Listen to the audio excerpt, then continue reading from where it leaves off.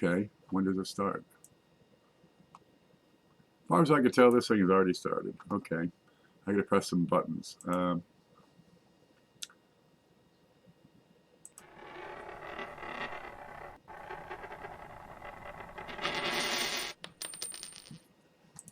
That's a start. Oh my God, I didn't do my hair. There. I'm gonna go through eBay and I'm gonna eat this here banana. Cause hey, it's Monday night. There's not a whole lot going on.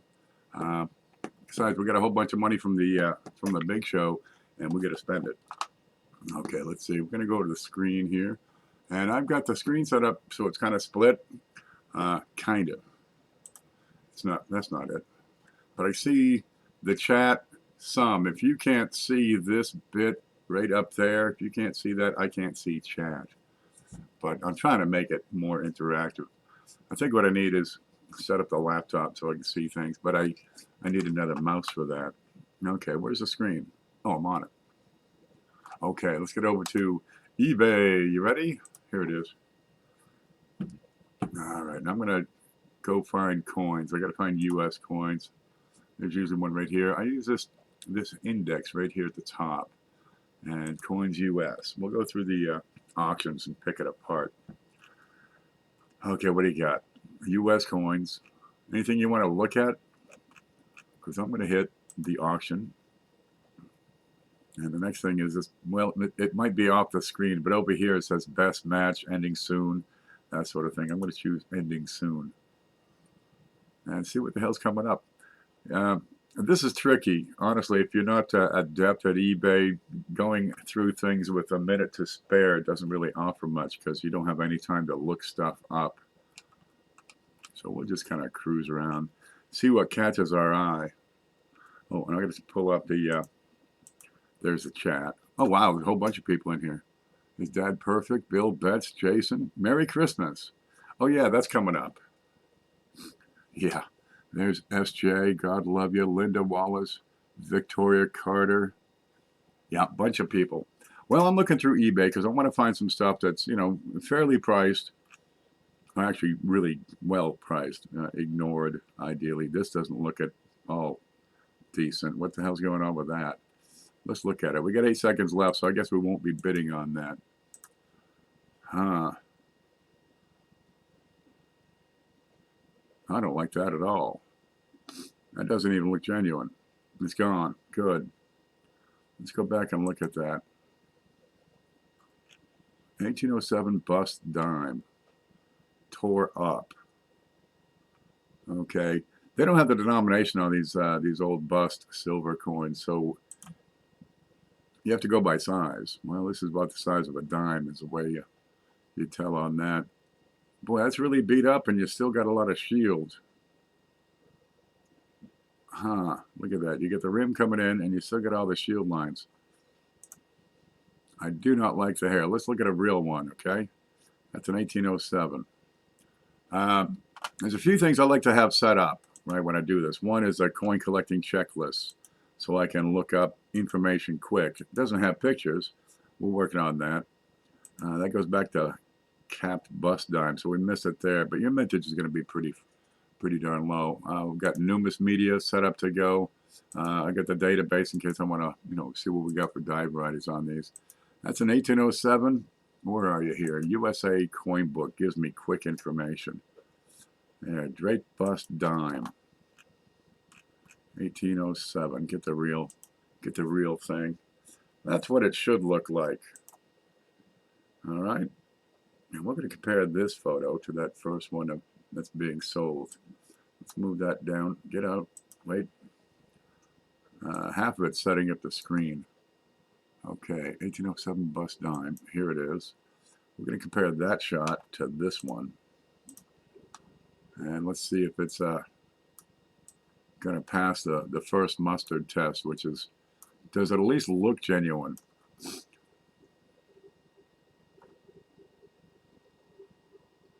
Now I'm looking back and forth is what I'm doing right now. The date looks awfully high up. Okay, well there's different dies, and the dates were punched in by hand back then. But I'm not liking this one bit. Okay, let's look at the back of that.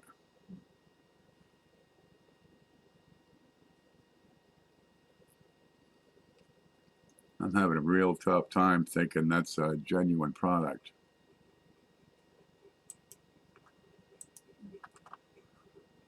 All right, let's see. Open that in a new tab. You get a lot of crap on eBay. I mean, lots and lots of it. Well, this is shut to hell anyway. So one of the first things I do is question whether or not it's a genuine coin. You got a seller here with 20 feedbacks. He's not particularly active. Let's see what else the seller has. Sometimes you find a seller with a fake. He's got a whole slurry of them.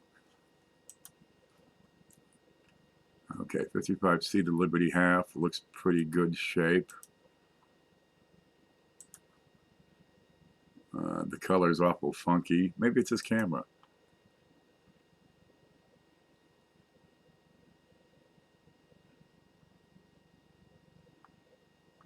But you're being swamped with fakes over on these sales sites. China is working full time producing crap. Well, look, you got a guy that makes $1 a day. How many coins would he have to fake to make $1 a day? Or better yet, $2 or $3 a day. So he's got good money coming in. I don't see anything on that that makes me look twice. So the incentive is in place to, put out some fake coins. And they don't have laws against it. How you looking here? Well, there's different ways to do it. You can make a casting of an actual coin. Of course, you got to invest in the actual coin. $90 for an 1875 in pretty damn decent shape.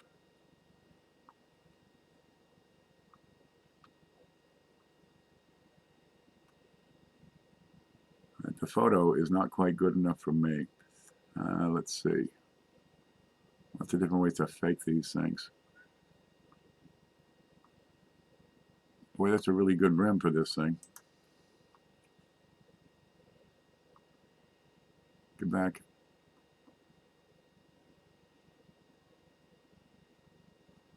What are you, 1875? Let's go to Numis. $50, seated halves. 1875. This will take just a moment. I'll work on my banana. 1875 in XF, VF. Okay, the price is not out of hand for what he's asking.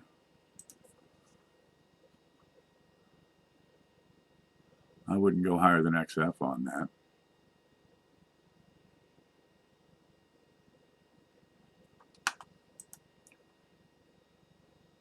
All right, let's look at his other stuff here. We're going to set that over here on the right. There we go. Let's see what else he's got. A single Bluetooth-enabled deadbolt. My brother's got one of those deadbolts on his door. The thing breaks, he's locked out of the house. 1877 S trade dollar. All right, let's look at that. A lot of these are crap. What you got here? I've got pretty decent detail in and around those rocks. Cast copies usually lose a lot of detail real quick.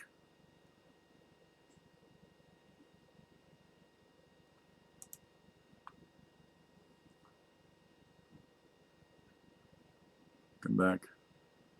There you go. Well, we can take a good look at that mint mark compared to the real thing. Third feather down. What the hell's going on in here? All right, let's pull up a genuine product here. I'm going to go to PCGS. And let's pull up, what was that, a trade dollar? Trade dollar, 1875S. Let's look at a real one. What's the price on that he's asking? $125 with one bid, 15 hours left. $3 shipping from Rhode Island. Here's a real one. And there's a mint mark.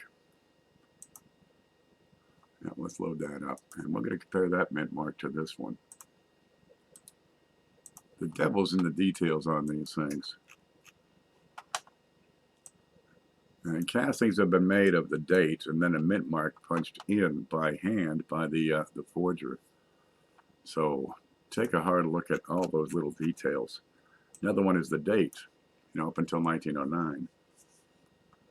That's what we want to have a look at over here. Open that in a new tab. We get a close-up look. There we go. This is what a trade dollar looks like. And you can see here all that little fine detail in and around those blocks. And I've seen trade dollars that just, they're washed out. There's nothing there. This is what a minted coin is going to have for detail. Now, add to that some idea of wear. But you're still going to have, you've seen pennies and nickels and how they wear. Okay, I got to look at that S is what I'm looking at. But you don't lose all the detail across the coin. There's the S. I'm a little pinched up at the top. I've got straight serifs. It's not a bad match for the S in grains, but the top looks a little closer to, a little more pinched. Okay, where's that questionable one? All right, looks like it may have been flattened out. Some other coins got dropped on it, perhaps. How many were produced? For, let's see, 4.4 million of these trade dollars, and perhaps 5,000 survive. That's about right for, mid 1800s. If I get the right date, he's got 1977. I'm looking at 1875. Duh.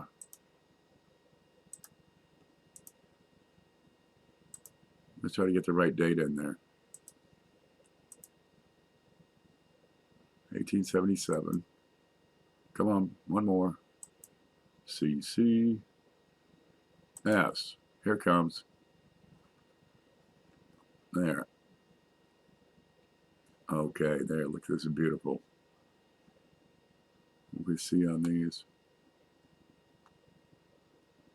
Is that going to load? All right, let me look at this photo. So I got to kill this one because that's the wrong date.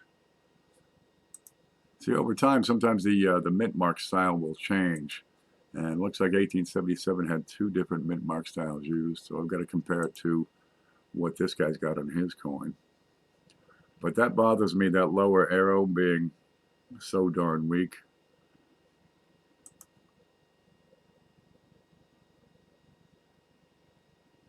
I'm not really thinking this one's the best kind of coin I want to invest my cash in.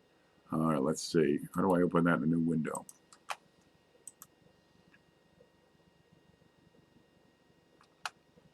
There we go.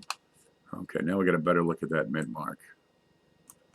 And again, it's mostly the same. It does have a little more of a pinch. Seems to be missing the upper tip of the lower serif. What's this guy got? Looks pretty close. We're getting into the resolution. This is what bothers me, is these arrow shafts. I'd want to see several examples and look for this sort of thing where the die is wearing, but to lose a shaft on the coin, that die would have to be filled. That bothers me.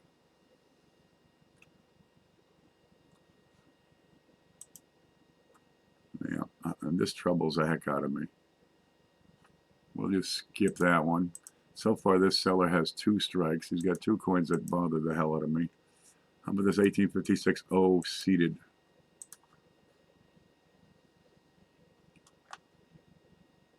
It doesn't want to show me anything. There it is.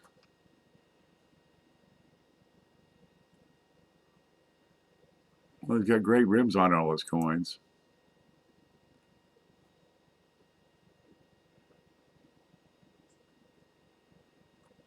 The wear pattern is consistent for what I'd expect across this whole coin in this kind of a grade.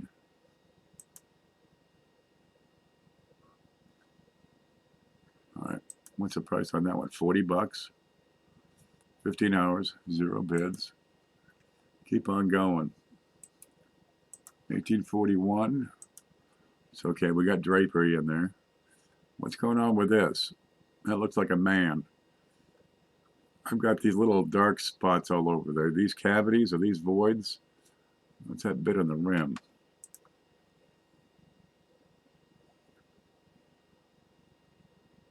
And one thing I'm noticing, these few coins we've gone through, looking at these, I'm not seeing a whole lot of contact marks.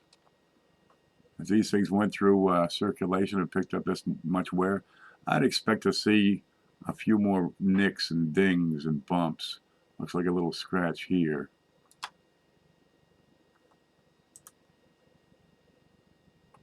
That's a different coin. That's at 1841. 350 bucks. Yeah, you take all day, you work one of these, and you come home, you get 350 bucks because you sold it off.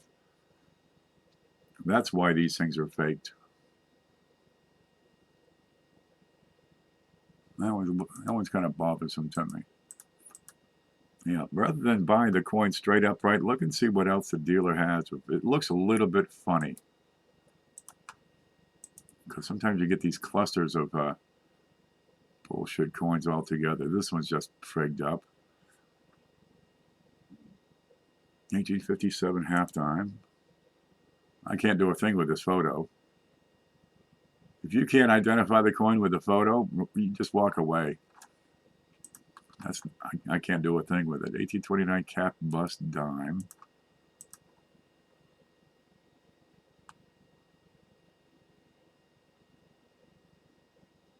Okay, I'm going to look at that 2. That 2 wants to be looked at. Let's look at the back. A little uneven wear here. There's a ding on the edge. Now that supports the idea that it's more genuine, whereas I'm having trouble with some of these others. 1829 cap bust dime. I'm going to pull a USA coin book. Cap bust dime. 1829. Where are you? There we go. So we get an extra large 10. Here, all varieties. All right. We should be able to identify one of these varieties on that. And there's the 2 I want to look at. Flat base or curled base. He's got the flat base over here. There it is. So let me pull this down so we can look at them side by side. This is so hard. Nope, I'll get that button. Then I got, where the hell did it go? Kill this. Pull up this button. There we go. Now I can see that one and this one side by side. Yeah, well, it's a match with that flat base for sure. It doesn't have the curl. But let's look at the other letters being used here. They look to be pretty consistent. All right, well, we got a whole coin shot. Let's go back. 1829. Okay, we got a square base. Oh, we didn't look at the 10 cents, did we? All right, that's a small.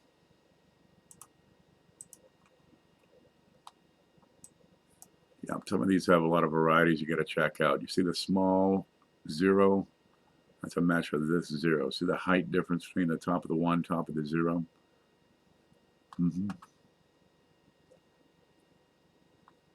But that's not a great match.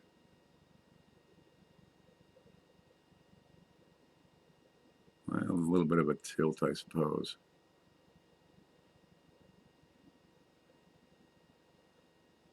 All right. This one might actually be genuine on this guy. 1865 2 center. If you know your coins well enough, if you got a lot of experience with them, you don't have to check comparative photos. This is corroded, been in the ground. This is in a subway, I swear it. Look at this. How's the back look?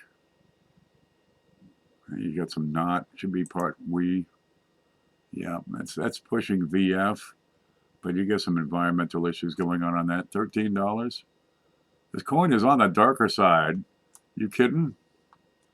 Let's get the dark side of the force hit that. Anti-U.S. slavery. I'm not a woman and a sister. There's a token. Okay, we're getting out of my realm here. 1838, this would be a hard times token.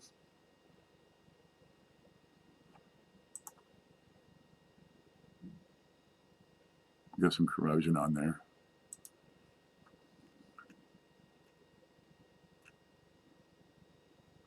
Army officer's belt buckle from 1812. Hopefully there's no bullet hole in there. What you got here? 1909 VDB. Dark. What's wrong with this photo? That's it? I put an actual penny on the screen. It'll take up about half that. That's not really a great of a photo.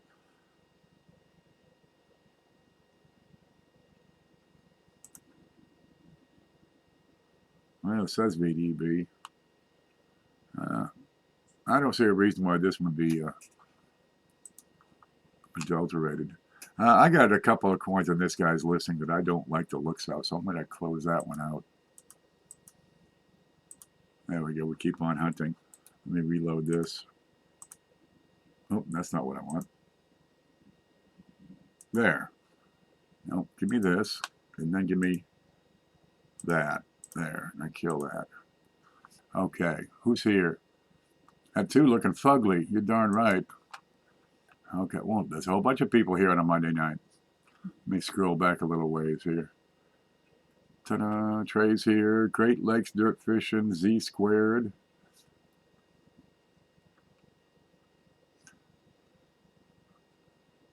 No, everybody's just talking amongst themselves. Okay. Cajun's here. CFA's here. Well, that's everybody. And blended whiskey. All right, I'm going through eBay. We're just looking at stuff. I'm looking at the auction listings that are ending soonest. Trying to find stuff. You'll have some items that'll be put up on eBay that don't, for whatever reason, that don't get a lot of views. That don't get attention. And well, if I'm going to snipe it, I'm going to do it, with few seconds left in that bid.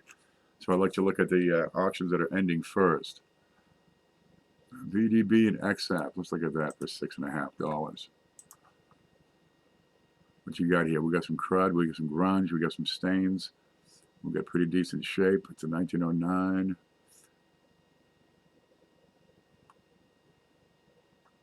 We got 14 seconds to go here.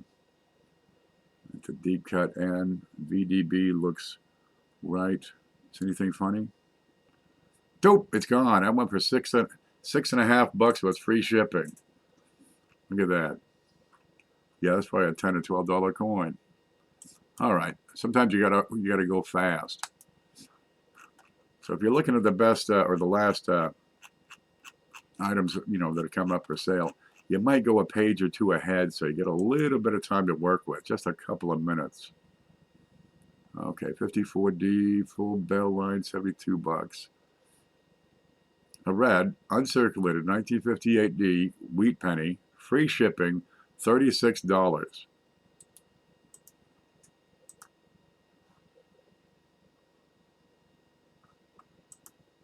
Is it made out of gold or something? $36. All right, where's the button? Hold on. Just 1 minute here. I need this right now. I'm gonna move the camera over. That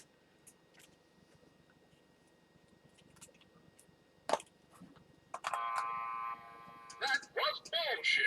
Watch it. No. What the hell was that? We got a 1958D circulated for $36 from a guy named Demon. No. Look, there's wishful thinking and all, and maybe I have a coin that's worth a lot of money, but this is bullshit. If you don't know what you're buying, don't buy it.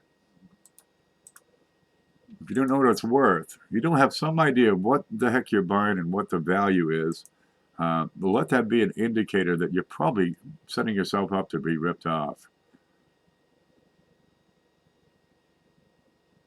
What you got here on a CC $50? Pretty badly damaged. When you get a dent in a coin, such as this one, you can see it coming out in the back where the details are flattened out because it got pounded by, I don't know, God knows what. A bullet from World War I, perhaps. That wants more attention right there. Now, damaged coins don't usually open image new tab there. They don't really carry much value. Any premium is pretty much lost on a damaged coin.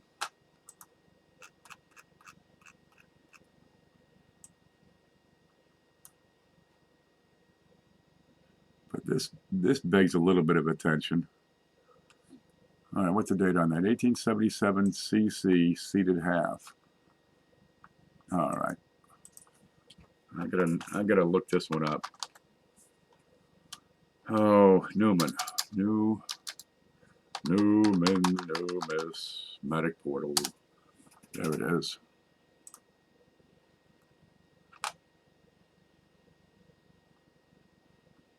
Library. What's the name of those guys? Wiley Boogert, right? All right. You can look stuff up if you know where to look and what to look for.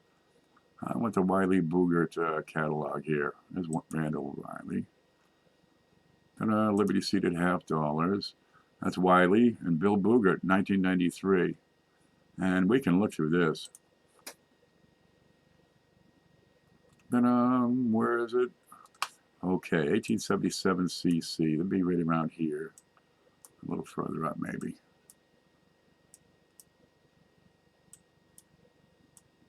And page through the book.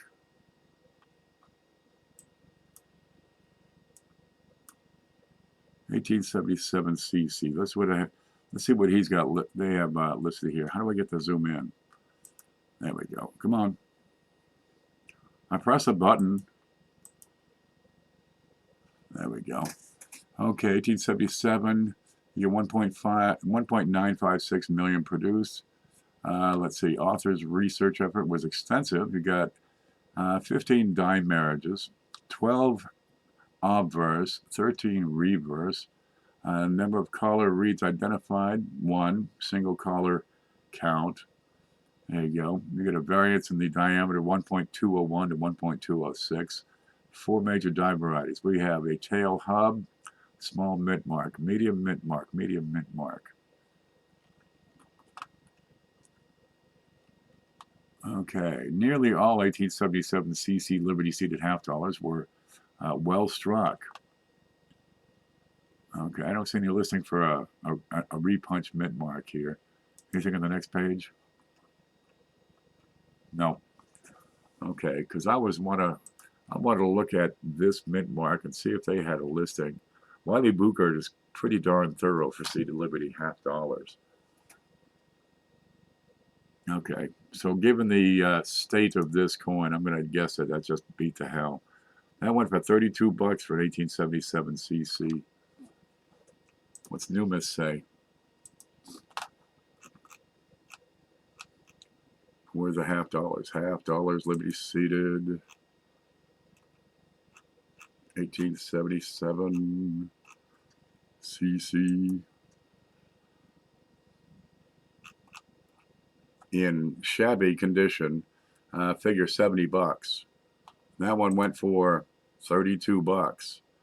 Yeah, that's probably about right. $32. Well, you got the date, you got the mint mark, you got a ding, which is just frigged. There's some damage on that one.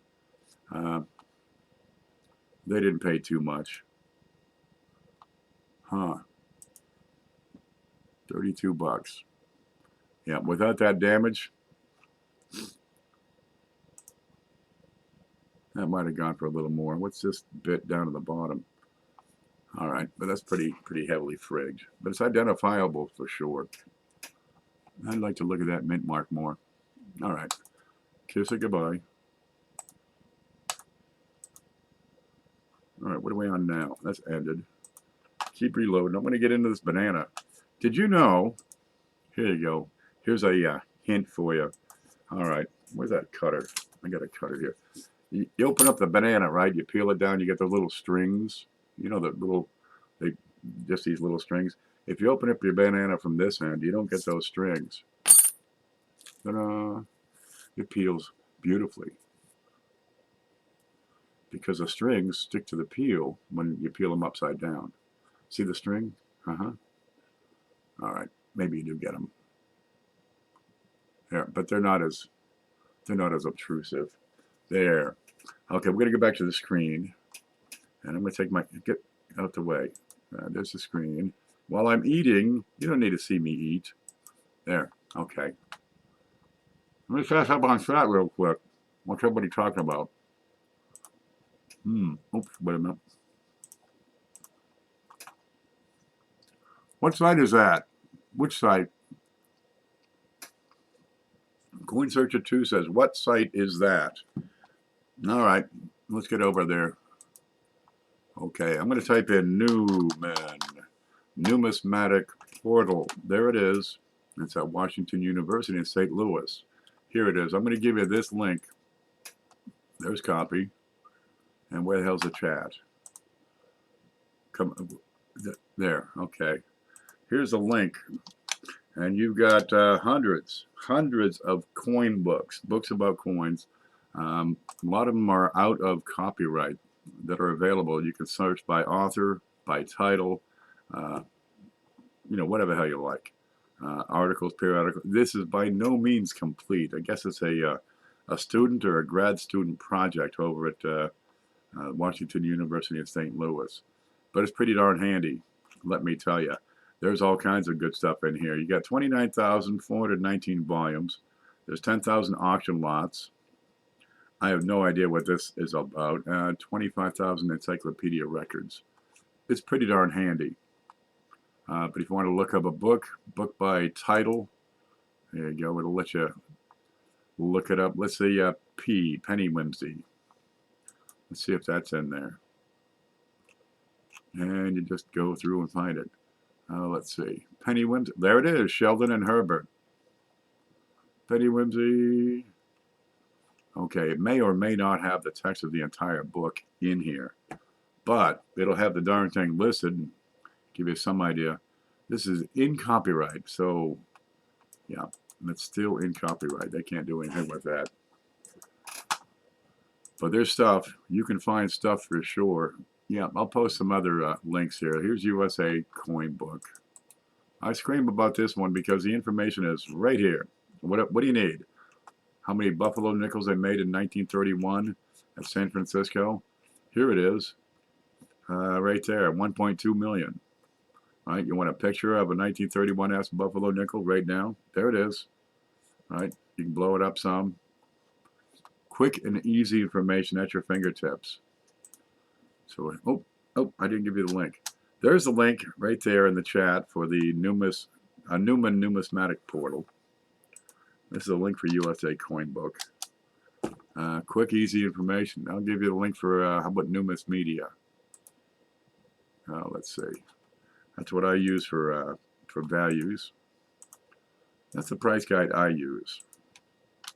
There you go. So click them, bookmark them, share them with your friends, that sort of thing. Yep.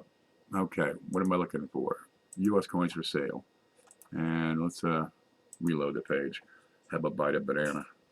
Sip of coffee. Bananas and coffee, that's what gets me going, man. 1990S. Deep cameo proof for 30 cents for $3 shipping.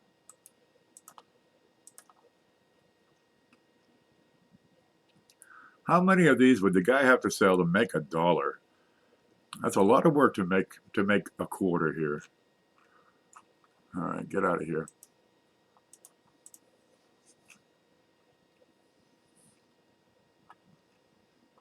It's a handsome Morgan, 1881. Oh, what you got here? We just gave one of these away yesterday in 1887. 81S, PCGS, MS63. So this is a low grade 1881S. Seriously. Let's have a look at the back of it. Oh, that is handsome. $49.21 bids. I don't see this going much further. Okay, let's look at this. He's got it listed as 81O, but that's an S on the coin.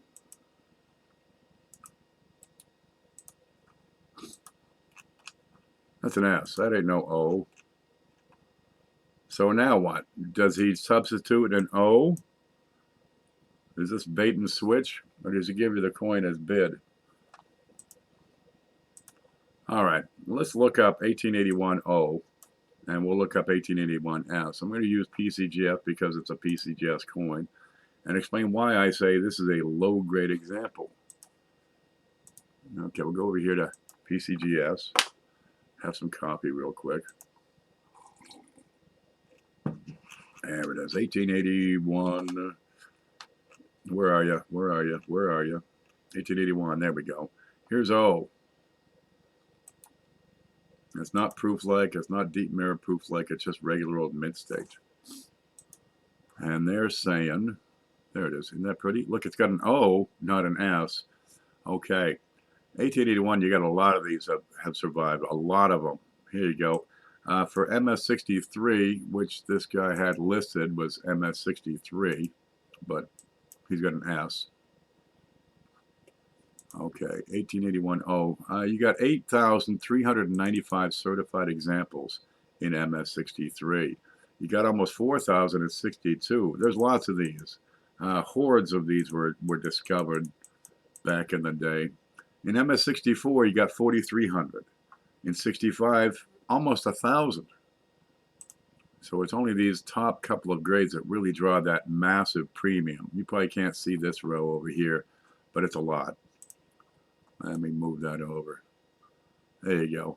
Here, you do have a pretty substantial premium, right? I mean, if it costs you $500 to certify a coin in that grade, how many times could you send a 66 back to try to get that extra half a point? Geez, if you did it 10 times, you'd still double your money. Yeah, this is why they love the Morgans, especially the ones in the original holders, right? With the green. Where'd you go? Come back. Yeah, the original green holders. Well, it's not the original. The original was this dot matrix over here on the right. We just zip back. Where the hell did it go? Okay, I can't show you that.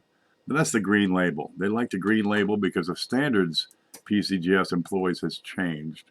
So it is possible then to get one in MS66 that they would now grade in MS66 Plus. And when the difference in value is, what, $10,000 to $20,000? Yeah, you just keep resubmitting that at $500 a pop until you get a hit. It happens, but you have to know your coins. You've got to have a solid understanding of the difference between MS66 and 66 Plus if you're going to pull that off. You can't just take every 66 and say, I'm going to send that in again, unless you have specific knowledge and reasons why you think it would get that higher grade. All right, but you got thousands of them. Now this is the 1881O.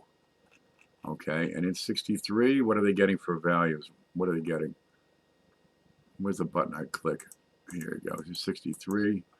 They're going from 65 to 109, thereabouts. How are they doing on eBay? Let's see, 50 to $65. What's that guy getting for his? All right, $55. Well, they didn't get a great price by any means if they were bidding on an O, which that coin is not. Okay, let's look at 81S now. This is what the picture is. 81S, there's your S. That's what the guy has on his actual coin, an S. What's the value on that like? Pretty darn similar. Okay, there's the O. Here's S. In 63, we'll look at eBay values. 44 to 51 is the range. NGC certified a little bit lower. But again, look at this. Here you go. 71,000 have been certified for 81S. In 64, 100,000. 100,000. That's why I say the 63s are low grade for the date. 65s, you get 55,000 of the darn things. Hey man, there's nothing wrong with having, a freaking shiner, an MS-63 Morgan in your collection. But for a few dollars more, you can get a little bit better condition. Here's 63, they go 40, 50, right? In 64, better condition, they go 50, 60, 70, 90. 64 plus, 60, 70, 65, a little bit better. And you're starting to pay a premium here. 85, 95, 105. Yep. So keep an eye on those because you got so darn many have been certified. Effectively, what you have is a blue chip item. You have a commodity now. There's so darn many of them out there in these grades. The prices are stable. So, geez, keep an eye on it. And if you can get it for 86, knowing you can sell it for 96, now it's just down to turnover rate. Can you flip that coin and get that 10%? There it is. Okay, let's kill these. That's a pretty thing. 22 bids. Yeah, there's interest in them. All right, we've ended all these. What do you got here? An 88S for $3.25 with $1 shipping. Well, first off, it's not $1 shipping. You're going to slap a stamp on an envelope.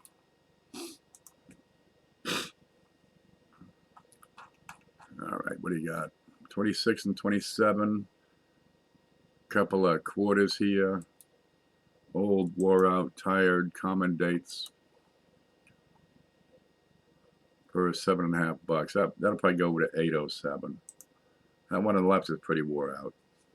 The one on the right is pretty wore out, but not as wore out. Yeah, we're getting there you go. We're getting the rim is flowing into the letters. It's flowing into the devices. So this one on the left is about good, and this one, well, I might be able to give it good. Let's look at the back. That's about good for sure. And that looks like it's been cleaned and polished. Looks like it's been in a rock tumbler. Yeah, so that one's melt. That's what that one's good for. And this is not a whole lot better. $4. And that's about what he's getting for a bid. All right, let me find the chat and catch up, see what everybody's saying. Were those links handy? It's Del Marvelous. Good to see you.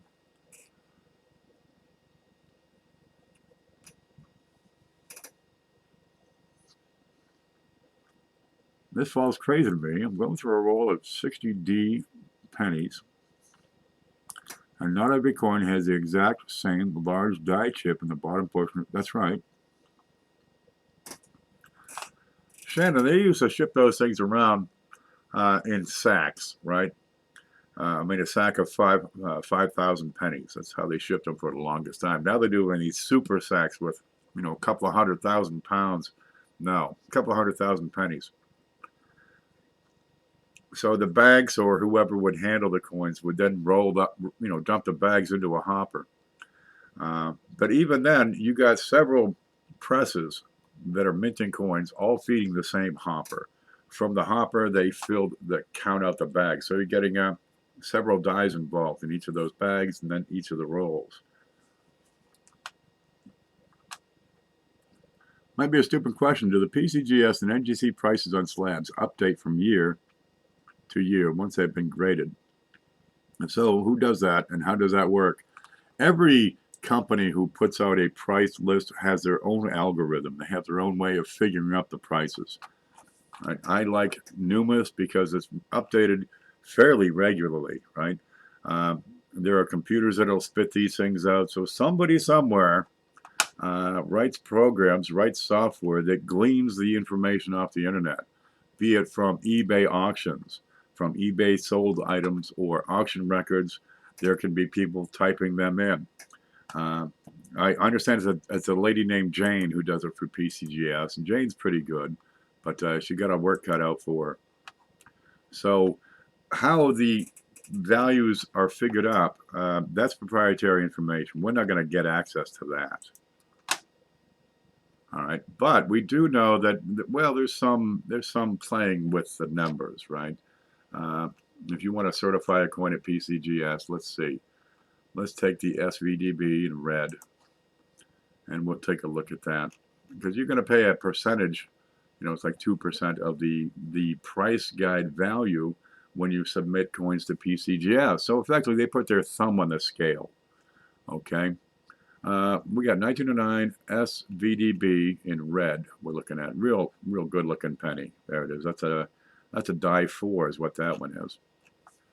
Okay, let's look at 65 right here. PCGS says $4,500, right? But their auction records. Let's see. Here's from Lawrence Heritage and eBay. They range from 3,600 being low to 6,400 being high. All right, let's look at the 4 numbers. This is not enough. You got a lot of these are trading. You got 919 in this particular grade that have been certified. NGC probably has similar figures over there. And look, they got 1950 for one that was NGC graded. All right, let's take these values and add them up. Let's clear that. Okay, 4113, 6463. 3840. Well, you can't see this. It's over on the wrong side of the screen. I'm just adding these together. 3600. 4076. Okay, 1, 2, 3, 4, 5. I'm going to divide that by 5. And I got 4418. That's pretty close to 4500. But 5 data points on a series as important as this, that's not enough to really establish a trend. Right? Then you got to figure out, why did this one go for 6,463? Was it special? Did it look superior? Did it have wonderful, perhaps wood grain to it, perhaps? What made that price go up? There's always some fluctuation in the prices. It's not written in stone. These are guides. But some of these price guides can be a little hefty. Let's compare MS65 red on Numis, okay, and see what the hell they say. Cents, Lincoln cents, SVDB in red. Here's SVDB in red. Isn't that pretty? Okay, what do they say for MS65? They are saying $4,810. Wait a minute. How come you can say 4,500? And your records show an average of 4,400, and this other company says 4,800. That's a pretty wide spread from 4,800 to 4,400.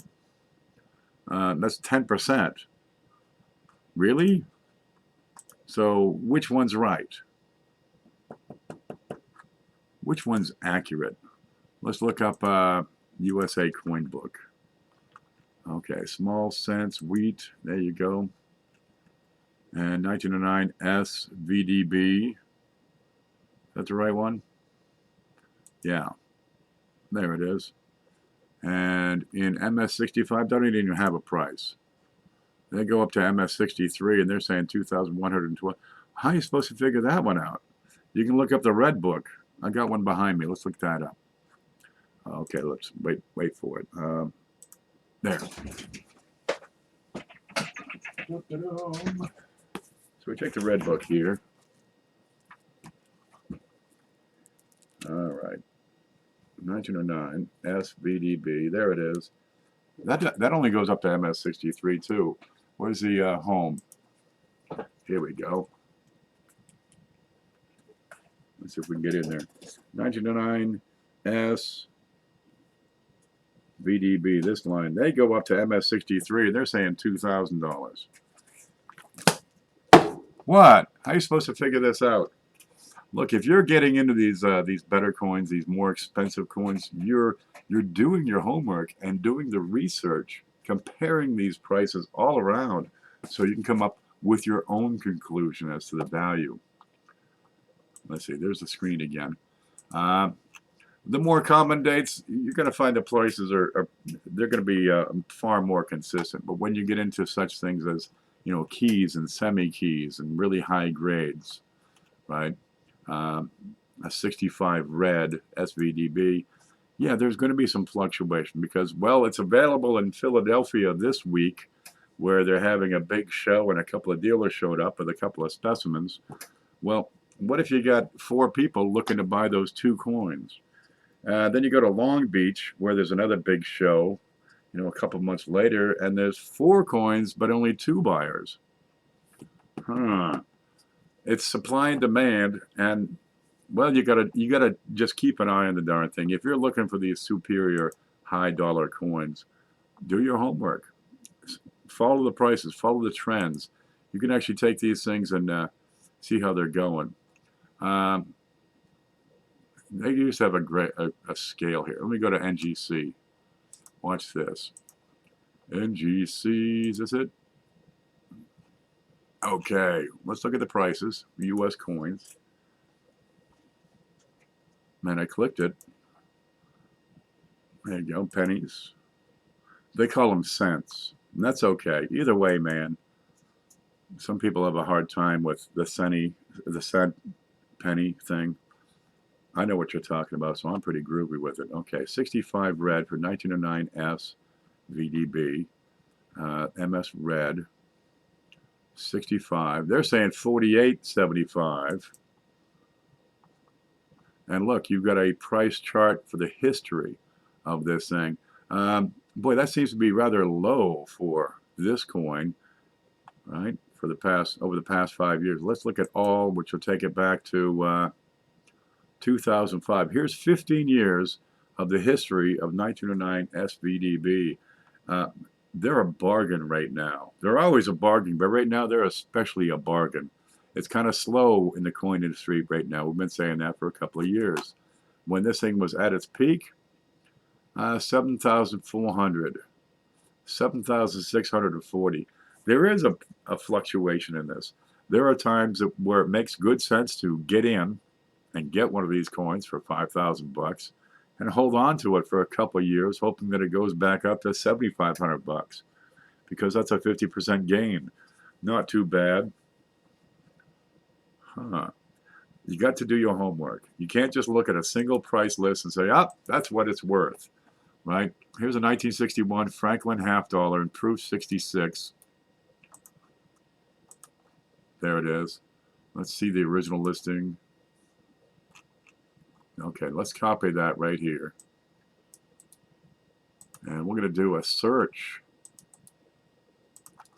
There you go. PCGS PR66. Let's get these little digits out of the way.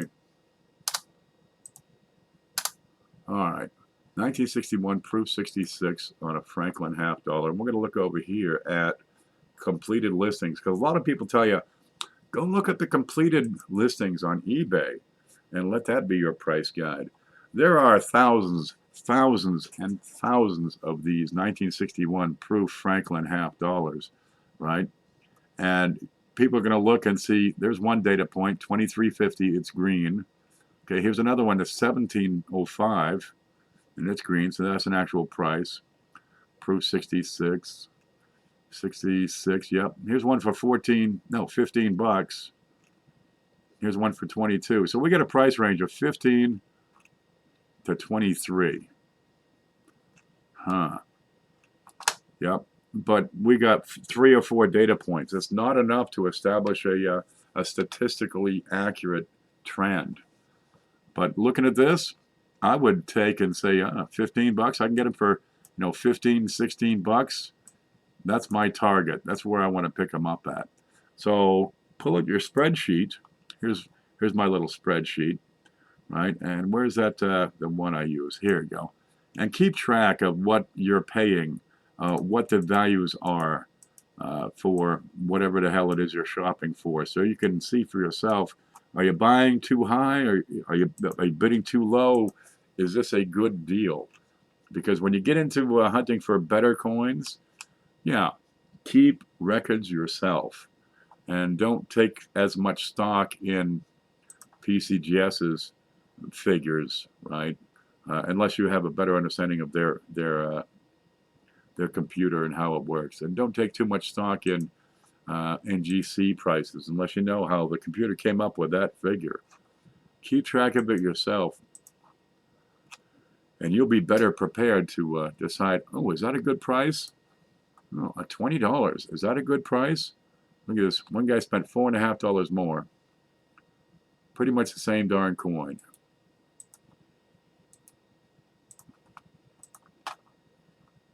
And that's from Washington. Where did this other one come from? Also from Washington. So I bet you got the same seller selling two of these, and he got 15.5 bucks for one, and he got 20 for another. For a 61 proof Franklin? How many of them are there in PCGS? Okay, $half. Franklin, $half. We'll go to proof.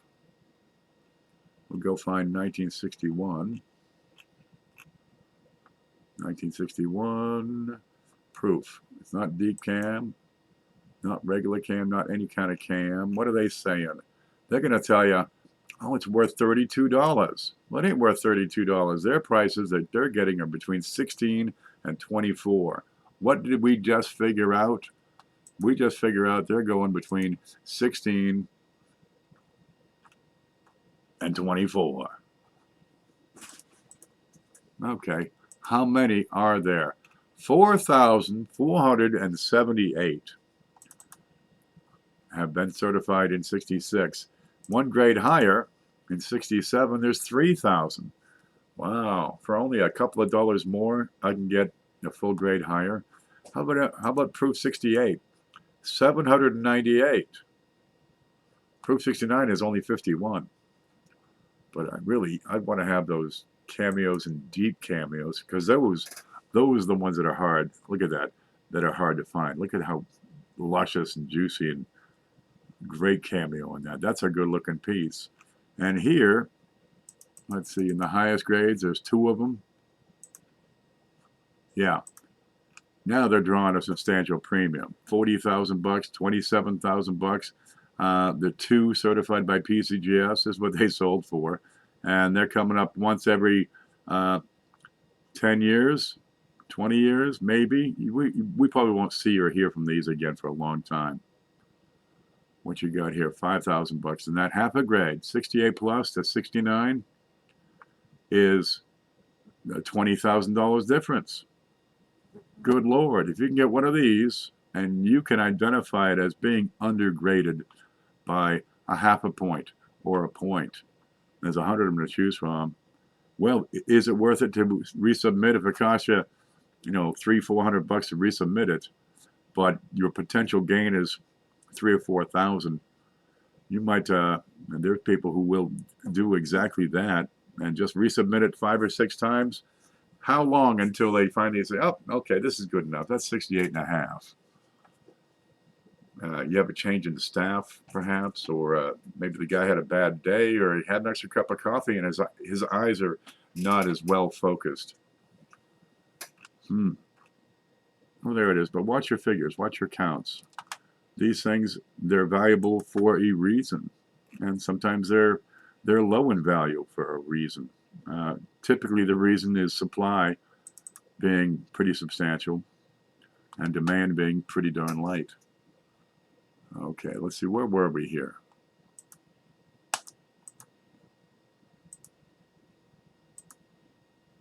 There's all them Franklins.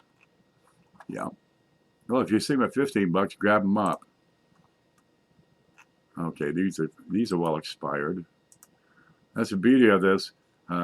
You can do coins all the time because they've got 132,638 results right here. This looks just, let's look at it.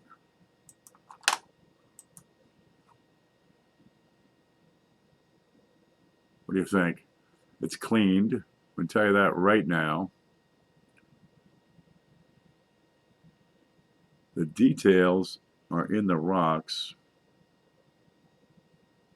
I think the details in the wheat is a little weak. That might be a result of being buffed out.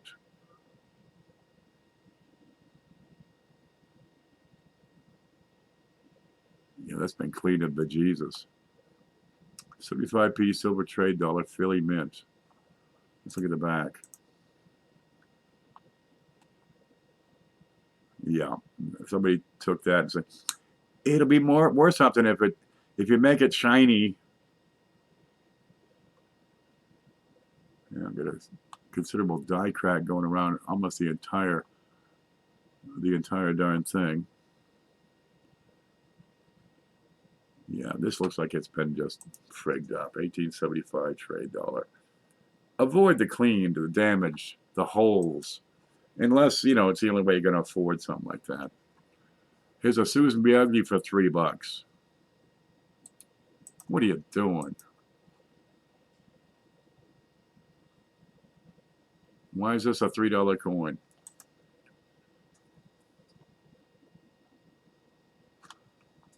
Yeah. Well, maybe somebody needs one. They're willing to spend $3, so the guy's got it listed. Well, here's a honey. That's a honey.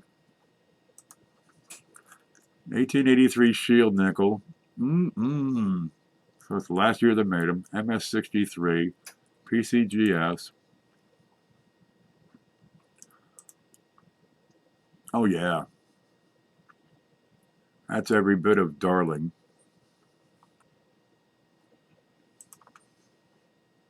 Original luster. See some minor cracks here and there through the thing. All right. Even when it's certified by PCGS, you still can't assume it's genuine. You got this number over here, 37019449. You got to check because the fakers are getting so darn desperate to keep up. Okay, PCGS number that they'll actually imitate the slab as well. 37019449. 37019449. This is why 37019449 was not found. PCGS price guide. Why isn't that found? Why isn't that found? 17 people bid on this coin. It really needs to be legit. 37019449. 37019449. The number's right. I'm going to copy that and let's go to PCGS number lookup. I'm going to type it in over here. PCGS does not recognize that as a valid coin number. 37019449. 3701. PCGS does not recognize this number. How come? How come?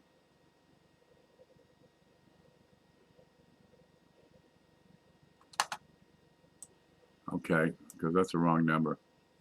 Certification verification is what I want. Yeah, I think what they were looking for was the first part, 3813, which would take you to shield nickels. There it is. There it is, 37019449.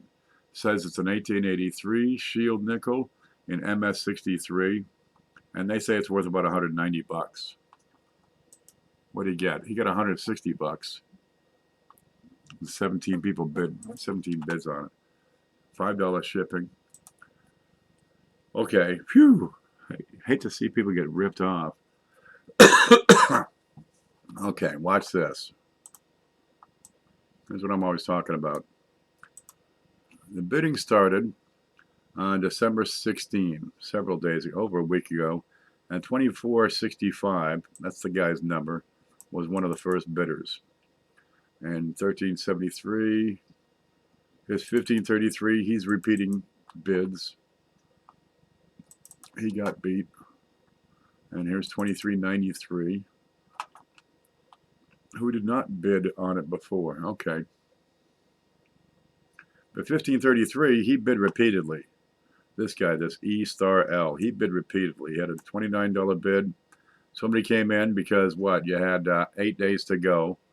So they beat his bid, and he just bid again. He bid the thing up to 129 bucks. I guess his first bid of 29 bucks wasn't good enough. You really? All he did was invite this other fellow to beat his bullshit bid. If you're bidding and there's a time limit, wait until the last few moments to bid. Otherwise, you're giving the competition time to bid it up. And you're going to pay more. You're competing against yourself. All right, let's catch up on chat, see what people are saying. Okay, thanks very much. Appreciate it. I'm going to eat this banana too. Those are authentic automatic bids by eBay. Yep, but the guy bid twice because there's a break. He's got there's another bidder in between. So the automatic bid went to his maximum.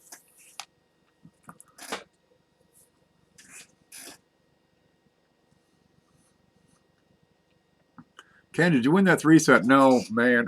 I took a nap. And I slept right through it. I get up, I come to the computer, I sit down, I look at it, and it, it's sold 2 minutes ago.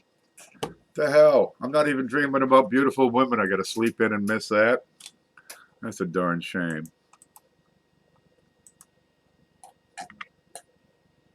I'm dreaming about cookies or something.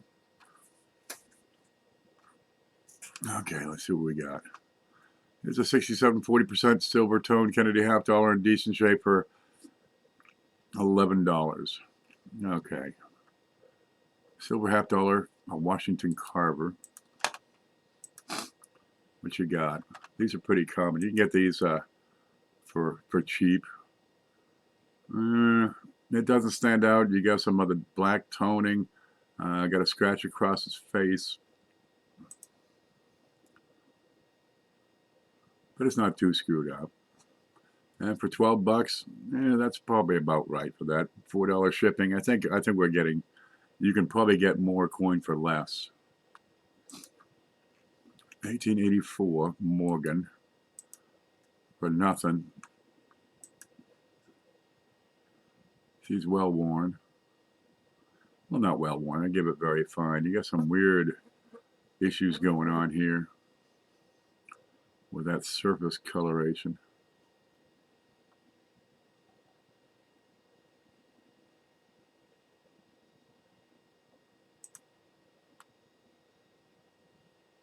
I don't like this one bit. I don't like the color on that.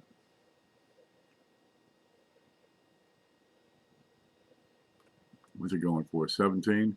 We'll watch this. This will probably go up to 20 bucks.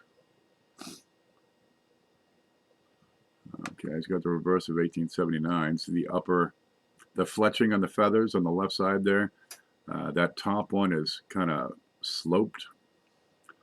That's a reverse of 1879. If you like that sort of thing. Anything else we got to see? We can always look for some VAMs. CFA's got a whole bunch of videos about VAMs. You could just watch a few of those. Or watch them all, really. But in 5 minutes, you can learn about one particular VAM, one particular variety on a Morgan. And there's bunches of them, dude. Plenty of them. And give you an idea, if you follow all the videos, you'll start to notice a trend of where they are, how they appear, where they appear, what to look for. Right? Big cracks, chips, repunched dates, repunched mint marks, design issues. But a lot of the VAMs are die breaks and clashes that you can follow along, and you'll pick up clues on where to look most, right? In and around the date, for example, in and around the front of the head and the chin, right? Well, that went for $17.03. With the shipping, he paid 20 bucks. Yeah, you get a decent Morgan for reasonable. 1882 mirror-like. This one's listed as mirror-like. Well, it's only mirror-like because you polish the shit out of it. Mirror-like.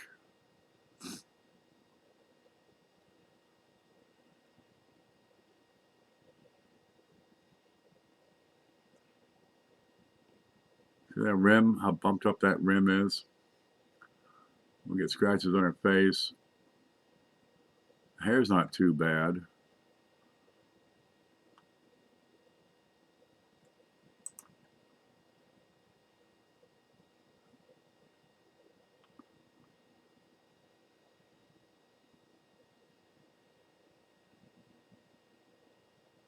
I think what you got here is the way the light is being worked with the camera to give it this interesting appearance.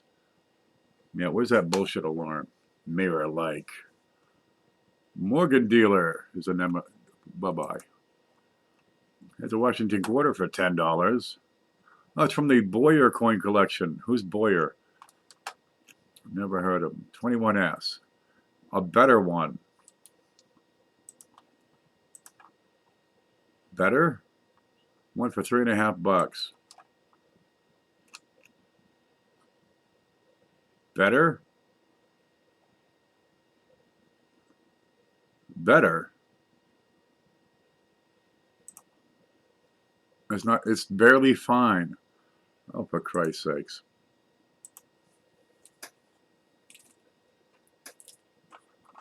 Bullshit detected. Take precautions.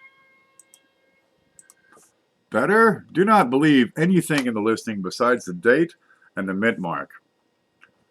Nothing else is important. You have to do your own homework and decide for yourself, is this coin, what the grade is, and compare the values. $18, I can see why you didn't get a bid on that.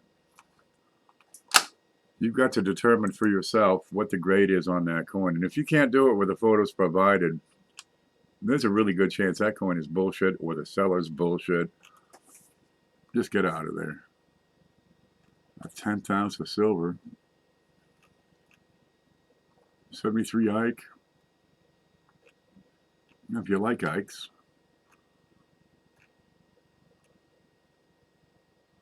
Oh, for Christ's sakes. Here's a 1941 W. W. Mercury dime. W. This is usually a good indicator that this guy has no idea what he's talking about. Okay, let's see. Here's home. We're going to go to the scope. There's a scope because I'm sure I have a Mercury dime on this table somewhere. They're like weeds, really. Who knows what a W Mercury dime is all about? Anybody?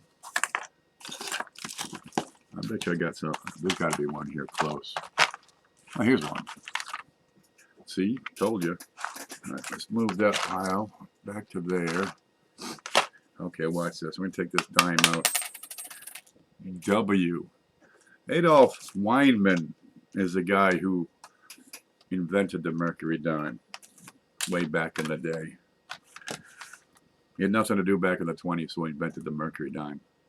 Here it is. Here's our 1944. And there is his AW. It's a W with the A underneath. Let's see if I got a walker I could show you. Yeah, he also invented the Walking Liberty half dollar. And you have the same AW on that. Where are you? Ta-da! AW. Duh! So when a person is selling a W mint mark Mercury dime, and just reach over there. The hell you doing? All right. AW. No, it's nothing to do with root beer. Really. Let me get this out of the way here.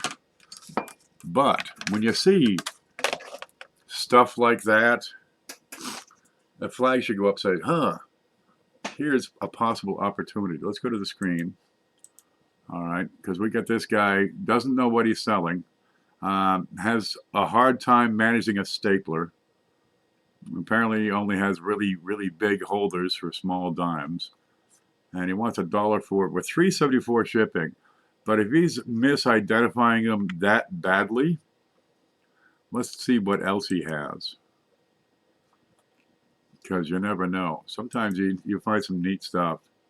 Okay, there's the W dime. Here's the 1945 W dime. There's 1907 Barber dime.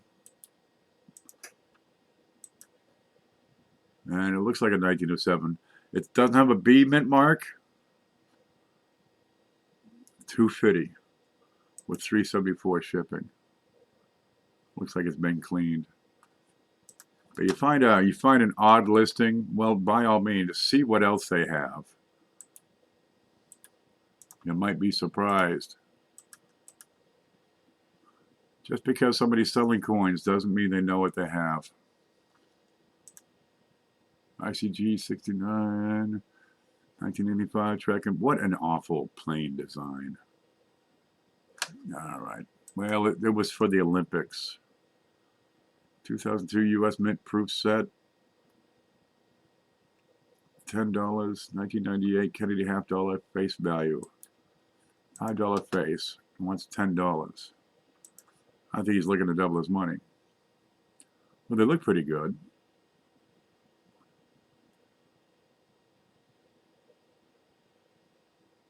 All right. And he's got a book. Looks like the red book. Make an offer. Yeah, I bet you $6 would take that. Well, I don't see anything else in his listing that would make me jump out and scream. That's all. But every now and then, a dealer, one of these sellers, because they're not necessarily dealers, maybe they're selling off their grandfather's collection or uncle's collection because they know just enough about coins that they're an expert. Okay, let's see. Where are we going with this? Let's go there. Go back up to U.S. coins. Set the screen up again. I guess I'll carry it away. Now, another thing you can do, if you don't want the, everything that's coming for sale right now, you get this little button over here, right? You can see what's ending soonest. That's what I like to see, so I can, grab stuff up before it's gone. Get that, snipe them coins, be the, pick up those things that aren't getting the bids. See if there's some neat stuff. Now, newly listed is interesting. Okay, now you can kind of put them on your watch list later. But if you have the combination of auctions that are going to expire immediately or buy it now that are newly listed, both of these work, because the buy it now, you can pick that up. Click the button and it's yours. And it was just listed. Maybe it's something nobody else has looked at. And sometimes you can get some decent deals this way. He doesn't know what he has. Nobody's seen it. Here's a BU roll of 54p Roosevelt dimes, unopened, in very old time, TYME, Meg rig holder. 54p. They look kind of shiny. Here's the top. 1954. Well, that's consistent with an old coin holder. What's going across his head? Is that the plastic? There's a bottom. I see a lot of dye deterioration on these. No mint mark. Some weird coloring going on. What's this? He's got a lot of them.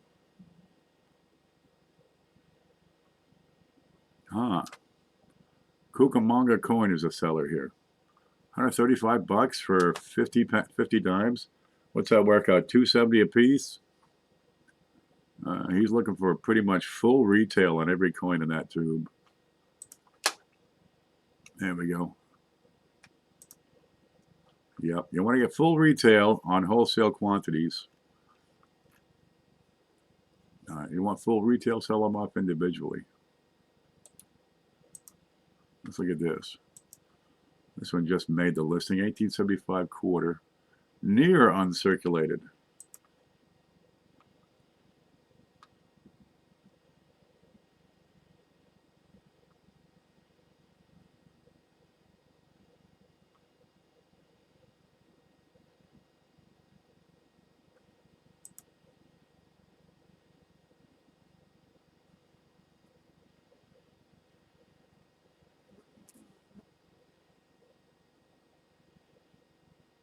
Okay, next up are the big chunks over here.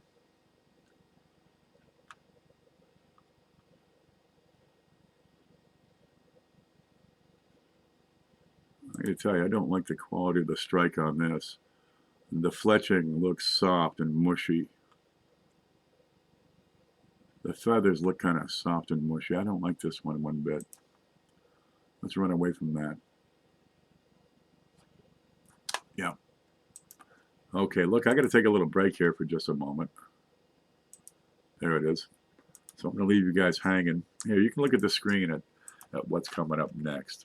Here, look at that. Look at that Morgan dollar. Iridescent toning.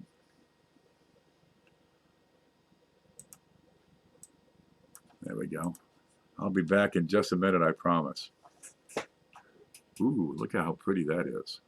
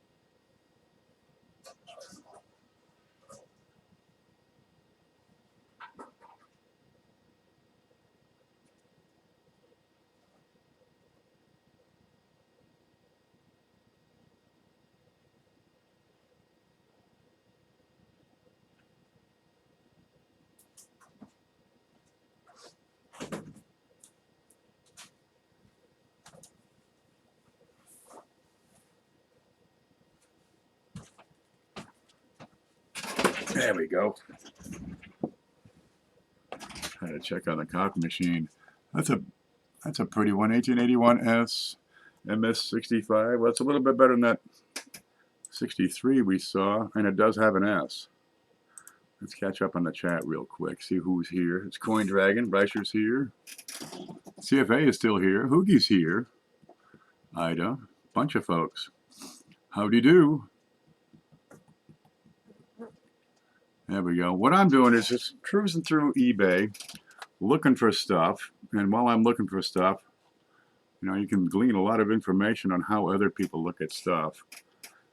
But you got to look at these things with an objective mind. You got to be, oh my, you got to be sidetracked by gorgeous things.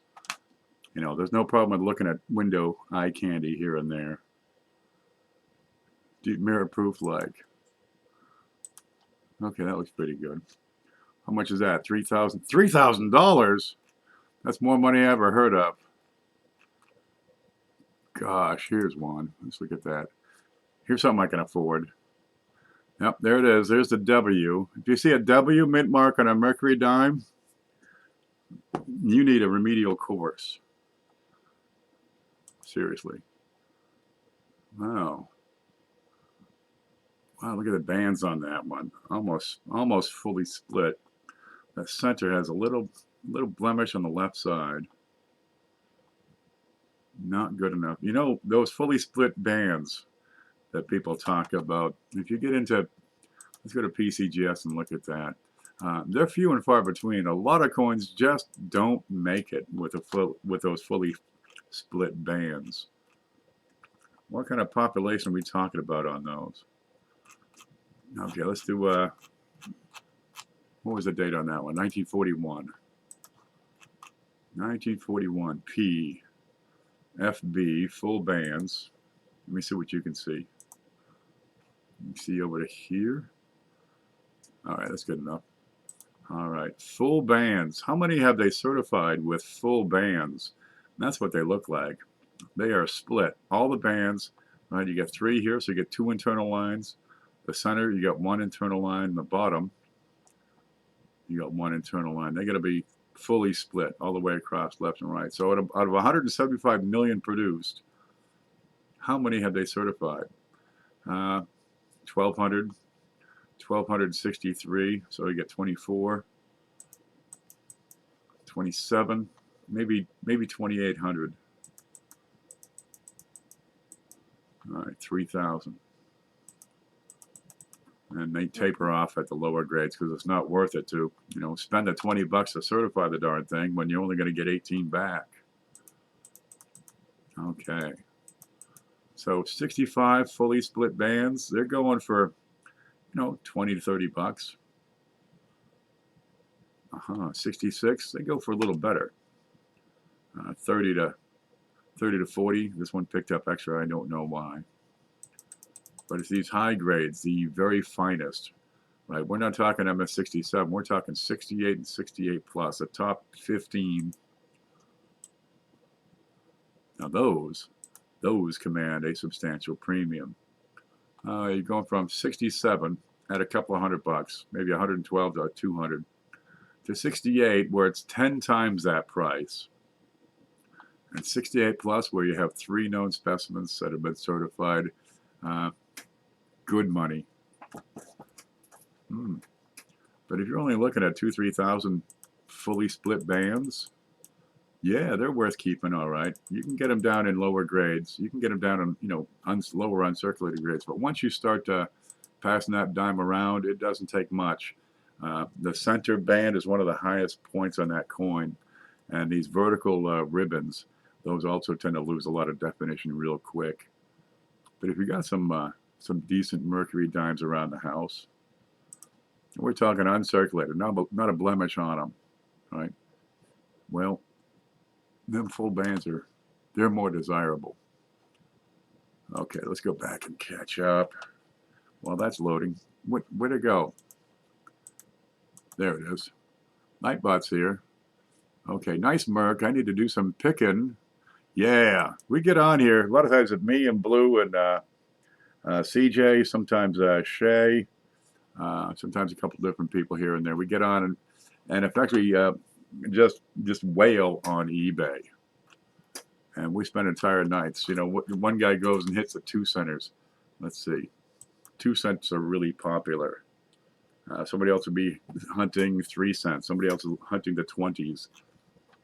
And we just bounce back and forth. What is this? Full wee in 1864. Current bid with 8 minutes to go is 7. And we pick these things apart. We get some nice finds. Look at the color on this. Hard to see because of the image here. But that's got some wood grain down there on the lower part. How's it look over here? That's a little grainy. The photo is not particularly great. Okay, it's got a full wee, which I like to see. But some of the horizontal lines are a bit worn. I wouldn't give this XF, but I give it every bit of VF. Oh God. Oh man, that's just a shame. Well, look, if you got an album that you're putting together and you can't see both sides of the coin, this might be a good filler. That'd be a great filler there. Oh God, look what happened. I'm so disappointed when I see that sort of thing happen. Oh, gosh darn it. What'd they do to these things? Oh, shucks. What you got here? Let's look at a good one. I need some cheering up. Okay, 1865. And that is a fancy 5. You get a die crack at the 1. goes through apparently to the 6. Let's see how you look up here. Got some blemishes up there in the word in. Full we, missing some horizontal. This is a VF coin. That's probably good for 30, 35 bucks. And they got a price of 54. All right, here's one of my pet peeves. See that word nice? Stop using the word nice. Every time you see a coin, this one's nice. It's really nice. It has nice details. It's got nice luster. All coins are nice. They're friendly. But it's being terrifically overused. Any coin you're hoping to describe as better than it really is, simply use the word nice and maybe get an extra dollar bid. Oh, it's a nice one? I want a nice one. I'll bid an extra dollar. Stop it. 1870. VF30. Annex slab. 5 days left. What are we on? Let's get ending soon coming up here. Oh, it's a nice holder. It's a nice coin. It's a nice coin and a nice holder owned by a nice seller. The we is kind of weak. The date looks right and tight. It's not too screwed up. I think the back looks real good. Okay, we got good knot, the ribbon, a little broken D hub. I give that VF every bit of it. What'd they say? VF30. Yeah. Looks like a chip in the horizontals. What's how much? $4. Well, we'll see. We got 5 days left. That'll probably go around 30 bucks. 1870 is a better date. They stopped making them in 1873. Okay, we're on ending soonest. What do you got here? It's 1864 wore out. I don't even look at them unless it's an 1867 or has a full we. 1870 for 50 bucks. 64. You can check your 64. Sometimes a person will list their 1864 2-cent piece up and they don't know that there's a large and a small motto, and there's a substantial premium for that small motto. Here's a large, and the letters fill it right up. We looked at this, didn't we? Oh God, not again. Okay, take this vision from my sight. Okay, 67s. Okay, you can look at those. What's this? A scarce better date. You can't call this a better date and show this sort of coin. What is that, a planchet? Better date. Who's the seller? Mick Vandersteen. I think I bought from him before. You can't. What are you trying to promote here? You're going to call it nice? Better date. Shut the. Okay, wait a minute. Wait a minute. We got it. Better date. Bullshit level, DEFCON 5. You can't do that. Yeah, better date. Don't ever believe anything other than the date and the denomination in a sales heading. Better date. I can't see anything here. Yeah, I could look at it. I could look at a Wookiee and get better detail. 64, 68, 68, 64, 65, 65. 67. Okay, we'll look at that. It's McVanderseen. Again, a scarce better date. This is freaking destroyed, man. But I'm going to look inside those letters. I'm looking at the In God We Trust real hard. I'm not seeing what I'm looking for. That's destroyed. $5, $3.50 shipping. Yeah, call it nice.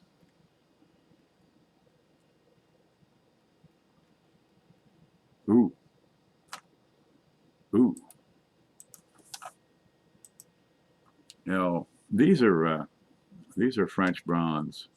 They're gonna be Woodies. That's also Mick Vandersteen. He says better date. On 1864. All right, let's settle this right now, okay? We're gonna settle this, Mick Vandersteen. Here's the 2 centers. Wait for it. Okay, there's the 2 centers. All of them. Every damn one of them. They were made from 1864 through 1873. 1873, they're only proofs. 1872 was pretty low mentions to begin with. But, well, 1864 was the first year they made the damn things, and they made more that year than than all the rest of the years combined. Over half of them are 1864.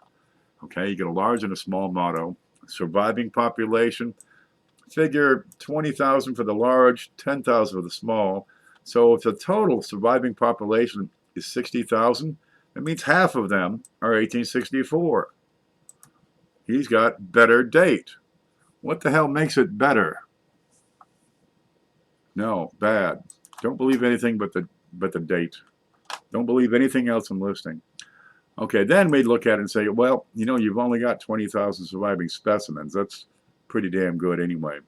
But a better date would be anything but 1864 and 1865, because the surviving population starts getting real small on these.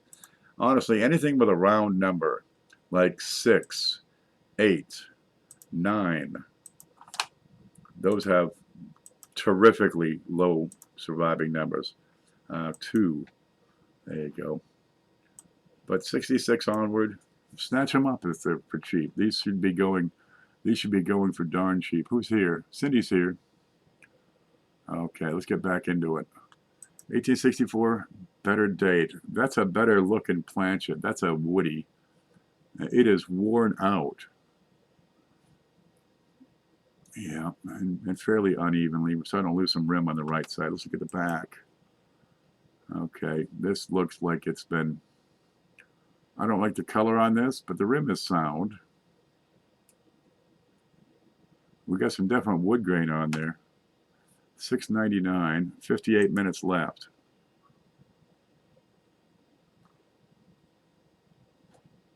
It's got some In God We Trust, In God Trust. I'm going to move that over to the right side here. So now we got 2 of them saved. We got that 1875 seated half with 14 hours to go. I'll look at that real hard. I'm thinking that's bullshit though. Okay, and we got the well worn but not too far gone. You know, I'd give it very good, but with some pretty darn good looking color to it. Yeah, 2 centers, they're copper. They're not 100% copper. They're 95% copper mixed with tin and zinc. You get woodies on them. What you got here? XF45 for 55 bucks.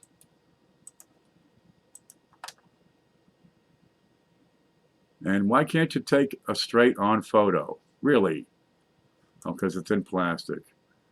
Okay, you can take a perfect selfie, but you can't get a picture of this coin, and you're going to try to sell it? I can't do a thing with this. This one's destroyed. He wants $8 for a destroyed coin. Destroyed. Gone. Chewed up. Somebody had a Rottweiler. That's what happened to that one. 1866 in good. $8. Where are you? 1866. Top of that one wants a little more attention. That's pretty much worn down to a frazzle. Big old chunk up here. All right. Let's keep on going. What was that one? 64. Another scarce better date. There's McVandersign's name right on it. 1871 for 90 in VF. How you look? Oh, we got some pretty good wood on this one too. How's the quality of this coin? Let's go around the rim. It's looking real good. The knot's full. I don't see much for digs, scratches, dings. There's one between the M and E in America. Good color. How's the front look? The front looks, dude, even better. Okay, I got a slice across the center of the shield in the horizontal rays. 89 bucks.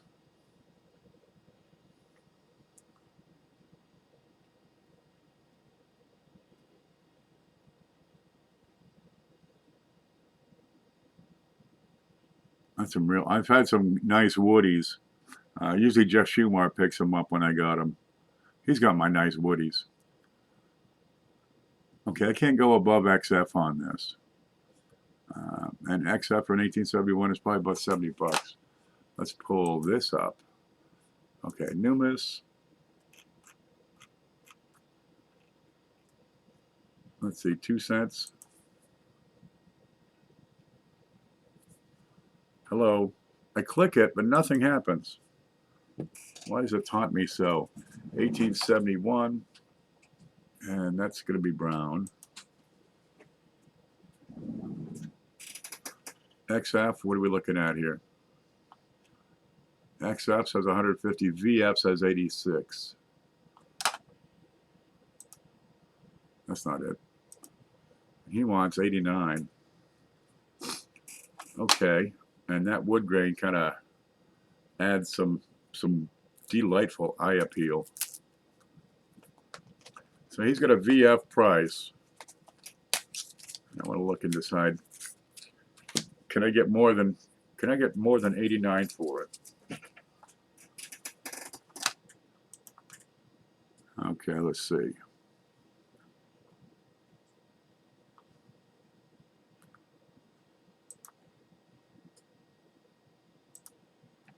How zoom in can I get?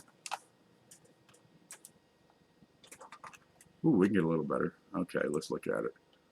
Here we go. All right, we're missing a little bit of detail on the top of the leaves, especially over here on the left side. We is complete. And we got a pretty flat arrow on this side. You got the uneven wear because of them old dies.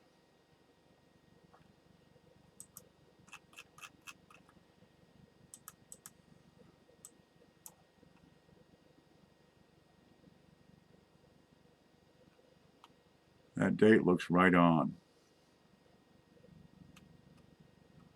Okay, the fletching looks good, the ball looks good, the fletching looks good. Center circle looks right and round. You can compare all 3 circles. See what those do for you. We is a little bit worn. This little line here does it no favors at all. But these are complete lines.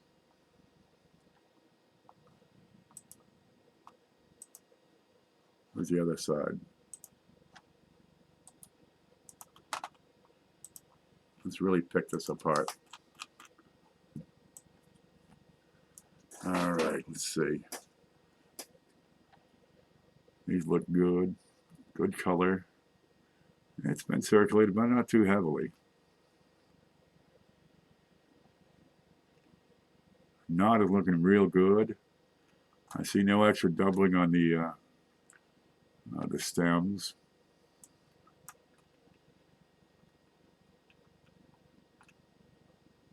All right, so it's the broken D.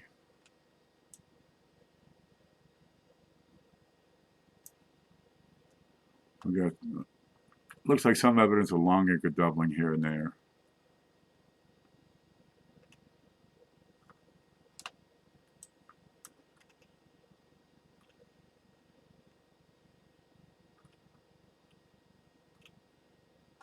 All right. I like it. That's colorful. That's got a lot of character to it. Where did value go? There's Numis. Numis is saying, yeah, 86 bucks-ish. And XF would be better, but I don't think that's going to take XF based on that that little line down the center and the weaker we and the loss of detail on the leaves. But I bet you that would pick up $1.25 at an auction because of the color.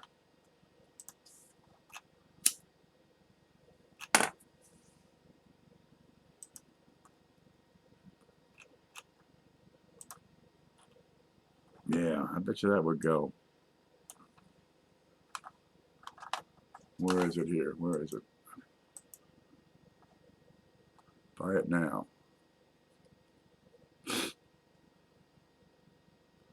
Where's it coming from? Kansas.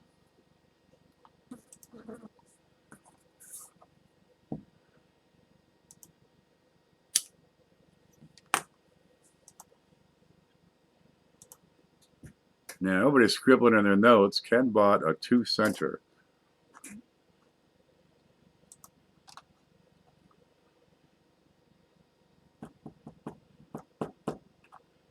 There we go. Okay, we took that one.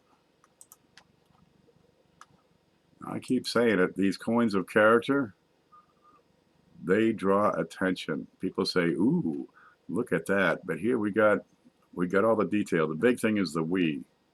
I don't like that little slash. We'll see what that looks like in hand. And this little flat, but you don't get them quite this bold very often. Which would you rather have? This one? See that? Okay, perfect. This one is Annex VF30. And we compare their VF30, certified by Annex, with this one over here, which is not certified. And what's the date? Okay, 1871 to 1870. All right, which would you say has the better "In God We Trust"? Number 1 or number 2? If this is with the weakness in the center, if this is VF30, what must this one then be? All right, he's got a better, this one's got a better arrow, but this one's got better sharpness through here. This one's weak on the leaves. This one's weak on the leaves. This one's uniform in color, and this one takes your breath away. Okay, I'm going to go with that. And if this is VF30 certified, I'm gonna match that at least over here. I don't think I can get XF out of there. We just don't have enough sharpness on the arrow. Yeah, okay. Geez, if you could, that'd be a $150 coin though. Or XF 150. VF, I'm really comfortable with that, and that's a VF20, and this piece is better. There, I'm happy. My life is complete. All right, what's your opinion? Should I have bought that or not? Here's Jeff Stanley here. The color and the character of the 1871 is much better. The slab will not tell you that. No, it's all about which one. You got 2 coins side by side. Which one is nicer? Really, you got to use the word nice, right? Which one do you think is more attractive, better grade, better condition, more eye appeal? Because when you get the those woodies, it's all about eye appeal. That's where they really draw you in. They suck you in and bring you out. You know, they're like sirens. Okay, 2 pennies, almost half a nickel, just saying. AG at best. Okay, that's another one from way back. Check that date for the RPD. I like it. Good buy. It's 90 bucks, but I think I can probably get better than 90 bucks. You got to be picky, and when you become picky, that's when you get coin. These, see the color on these? Is it the camera or is it the coin?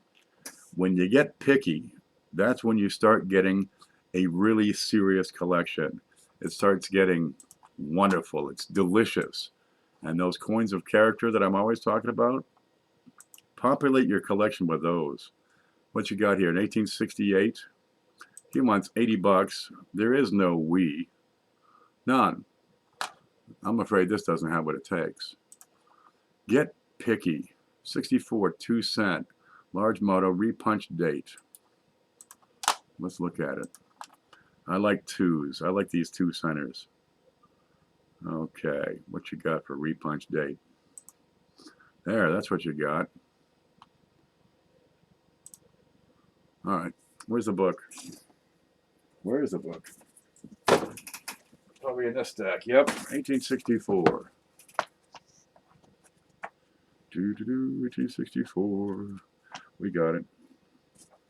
Okay, watch the 4. See, the 4 has a kind of a notch at the top right.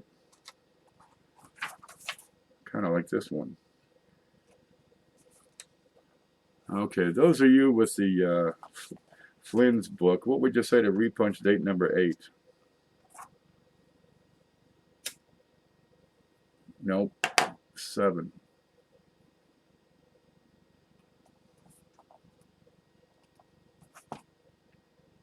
Repunch 1864 over 1864. The 1 is a good match. The 8 is a good match. The 6 is a good match. And the 4 is spot on. Okay, incomplete D is what we're looking for. Yep. See that D right there? It's incomplete. The D in United, the top serif is gone. So we got the incomplete D. We got some graininess. Some people like that really super fine grain.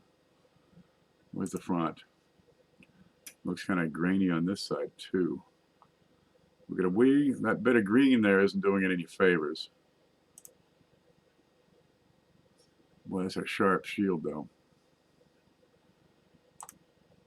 The knot is complete. And that's the knot of the ribbon. That's what I like to look for. That's one of the higher points. What's he saying? EF45. Oh, okay. They do have it. They've only got it listed as repunch date. That's as close as you can get. He says it looks AU all day with a nice clean repunch date. A lovely example. It looks AU. Yeah, let's look at the Wii. A little soft for looking AU all day. That bit of green on the right side, that doesn't tell me AU. But we got some detail in the leaves. Looks AU all day. It looks nice. Why don't you just call it nice? What you got? 80 bucks for an 1864 in XF? Well, Flynn is offering a value of $55, so I'd say there's not so much of a premium on there. Where the hell are you? What was the date? 1864. Repunch date number 7. Straight value. Where are you? Let's pull up this chart. Okay, 1864, large motto, brown, in XF, probably 55 bucks. He says it looks like $76. Well, I'm sure it does to the seller. $25 premium.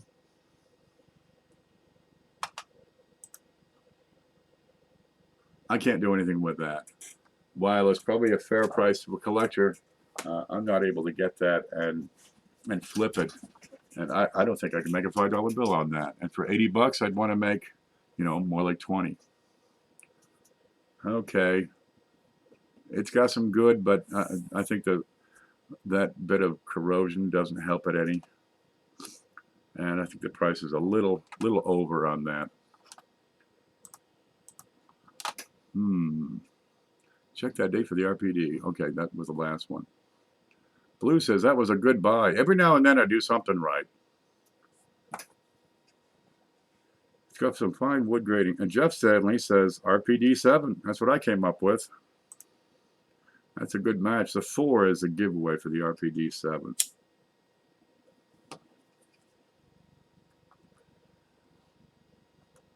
Okay, we'll keep on going. Okay, that's like from 2 hours ago. What else we got here? What's this? A love token from a 2-center?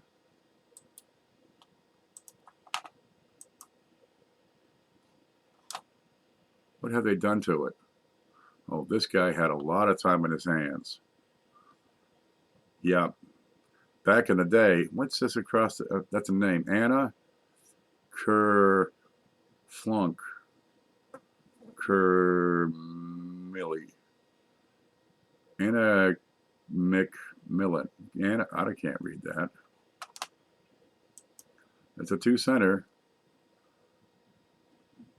Oh, that poor fellow. This is a love broken heart here. He poured himself into this coin, Geez, I hope she gave him attention. That's Anna.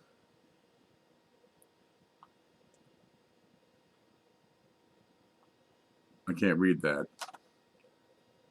Neat artist work. $77? I can't justify that. Oh, this one looks sharp. What's GF45? GF45. What the hell is that supposed to be? How far is the G from the X? It's 3 keys over. Buy it for 62 bucks. 65 with shipping. It's dark. Looks like somebody dumped it in molasses. You got a splash of color here. Let's have a look at it. Can we see bigger? There's a splash of color. The knot looks complete. I don't know what this bright line is. That's a good spot for a die crack, though. Okay, come back. Come back. Let's look at this one in a new window. There it is. That's a good wee. Bit dark here. Got some doo-doo on it. That's a sharp shield. That's a sharp arrow. Okay, look at the 3 dots right here, here, here. They're round and even. It's a fancy 5.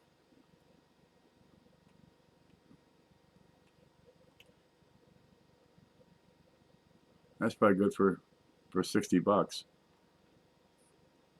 We got leaves. We got veins down the middle of the leaves. What do you want? 65 is what. Well, okay.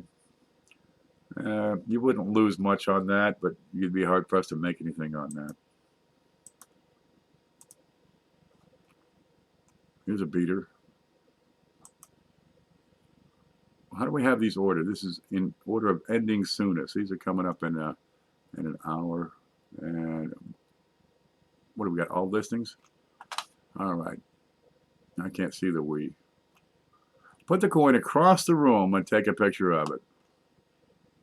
Unk details. Run away from, if it says details, you just run away. Ooh. Environmental damage.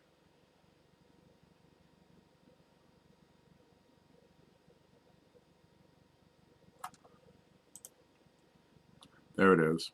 Yeah, we got some corrosion all across the back, which is too bad because that's got some great color to it. Ain't that a darn shame?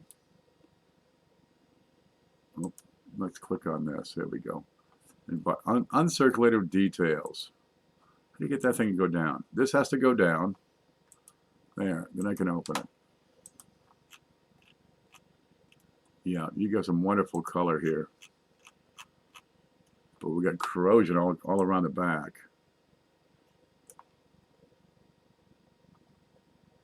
That's a large motto.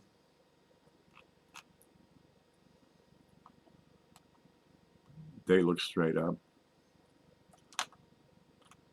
Run away. How much do you want for it? 90 bucks.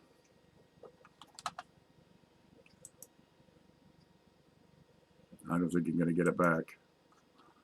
Oop, I killed off the wrong. There we go. Killed off the wrong page. Now we're going to look at them all again.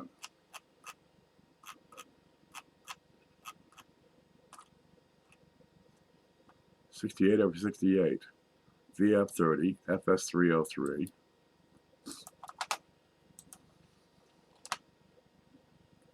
So darn dark we can't see a thing.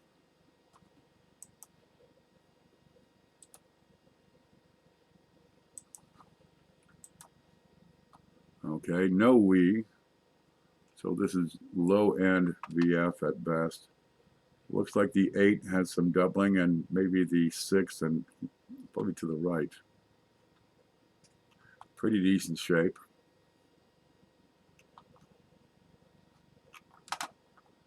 What you want for that? 47 bucks? Yeah, maybe. 8 days left, 15 bids. Okay, we got 1376, 319, 565 is bidding repeatedly. He's driving his, he bid, drove the price up, got beat because you got a week left, and then he's bidding again. So they have more time to outbid him and drive the price up again. He's kicking his own ass.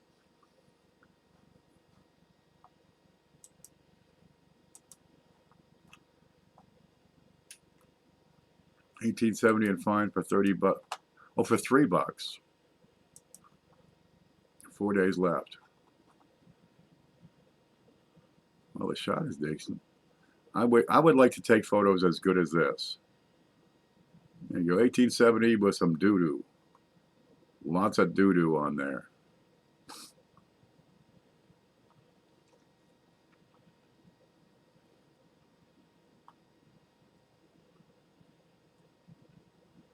A little bit of a scratch through that right side arrow.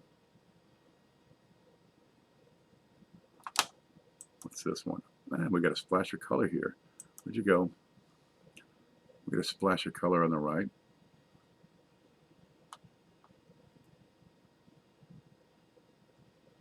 Broken D. See, they punched the date in, you know, they punched the date into the die. So this broken hub that you see on the D, that missing serif, you get that on, you know, several years, almost every year.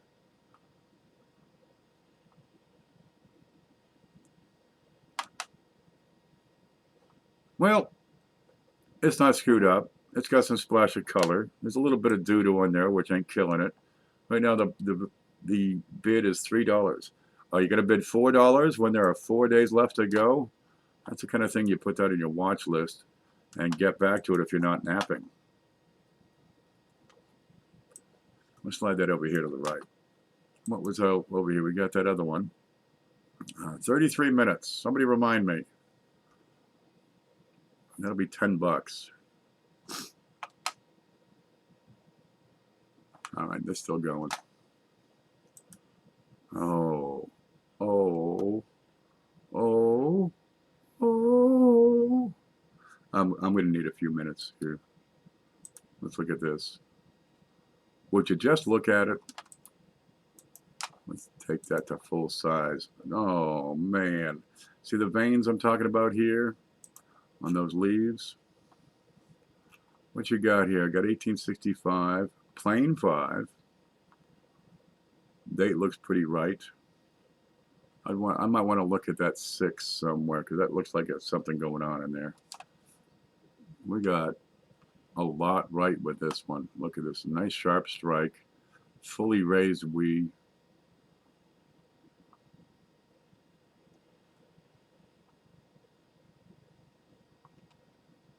Let's look at the rim. Rim is nice. Nice. That's what that is. It's a little bit off kilter. I got a thin rim on one side, a thick rim on the other.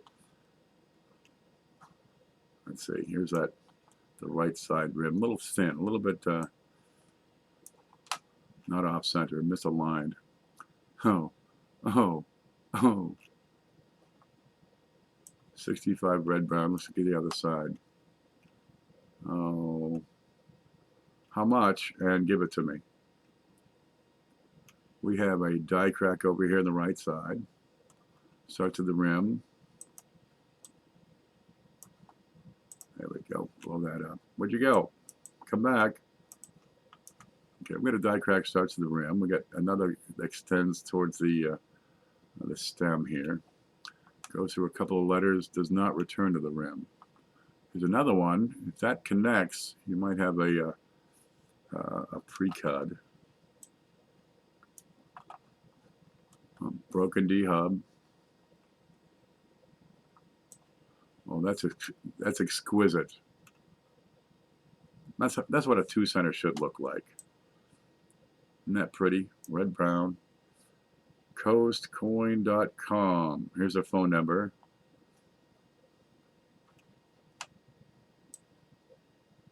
Is there a price on there? 204019-4. They don't have a price listed. Yep. But rather than put the coin, in the slab into a plastic bag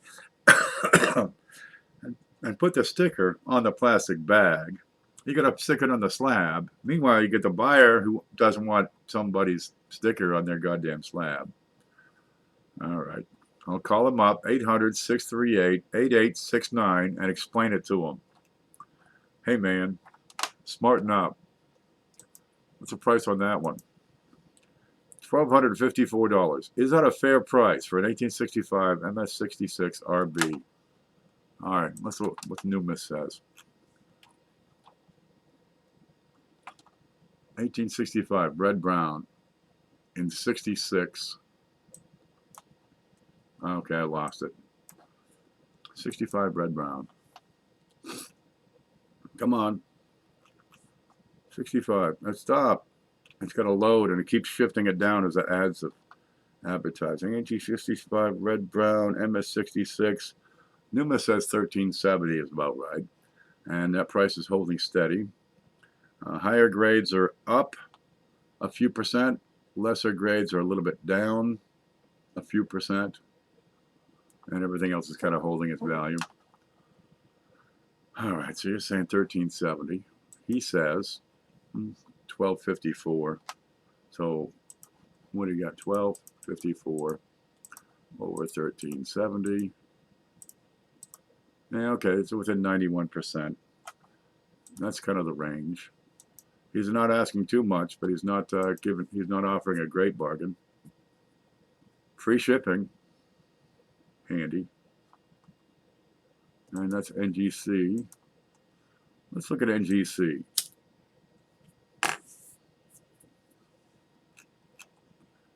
Let's look at their price guide. For 2 cents, 1865, red brown is red. Oh, there's red brown right there. 1865 red brown. Ta-da! Red brown in MS66. They're saying 1650. Where the hell did it go? There it is. How's that compare? I would say that right now is not the time to buy those. It's a bit high right now. 1600 is a week from Monday. What the hell does that say?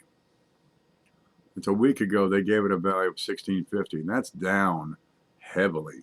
That's down $700 off the peak, which was from 2015 to date. That's a 4-year peak. Getting back into historical values, $1,400 looks about right. Looks like it had a bubble and crashed this week, just now. Okay, what do you want? He wants 1,200. That's the wrong button. He wants 1,200 for his, which is about right for the historical values. It would have been a great price at the peak if it could, pick that up at sometime in the last few years. Okay, let's look at another indicator of value. MS65. No, 1865. Red brown. There we go. Okay, red brown in 66. View all. I'm going to click on this little bit right in here, and this will give me a whole bunch of data points, a whole bunch of them. Here's how many are selling, how many per month. 5, 5, 5, 2, 1, 3. Well, if you wait a couple of months, another one might show up. Probably a few more to choose from, so you can be picky. What are they getting in MS65 or 66 red brown? 1,500, 15, 12, 12, 763, 12, 16, 22. So these can be had for much better prices. 800, 900. Yeah. That's 2011. So that's pre-spike. The spike started right around here, 21, 17,000, 22, 16, 12, 700. So during the spike, they're going for 700s. Okay, I think we can do better. If you really want to get an MS65 red brown, where the hell they go? No, MS66 red brown. You can probably beat the price if you wait a few months and hunt. That's what I'm saying. I start closing windows. Get picky. Philadelphia 2-cent coin, 1865 for 35 bucks with a full wee. 1865. Big crack on the left. Plain 5. So you got to have the plain 5, you got to have the fancy 5. And a little bit weak on the arrow. A little bit weak on some of the letters, and the leaves on the left. That's higher end VF. Broken D.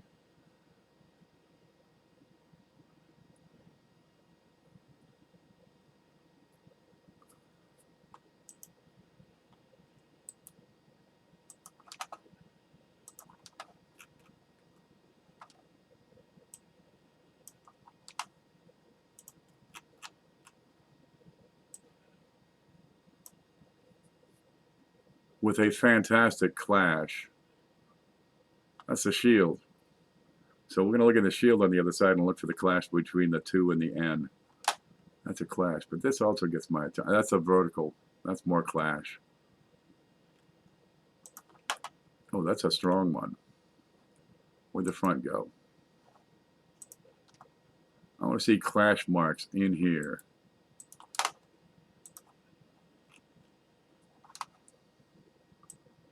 Yep, right here. Here, look, there's the 2. Here's the 2 right in here. Here's the inside of the 2. Here's the upper loop of the 2. Here's the inside curve. Big fat clash. I don't see anything in the what do they call this? The Eustachians or some darn thing? I'm not seeing clash marks in here. But we got it here all right. Hey, there's a good one. Look, have you got a 2-center with a clash? What's he want on this one? Get the fuck up, $34. Okay, $34 is the current bid. 17 bids, looks like some people picked up on that. VF.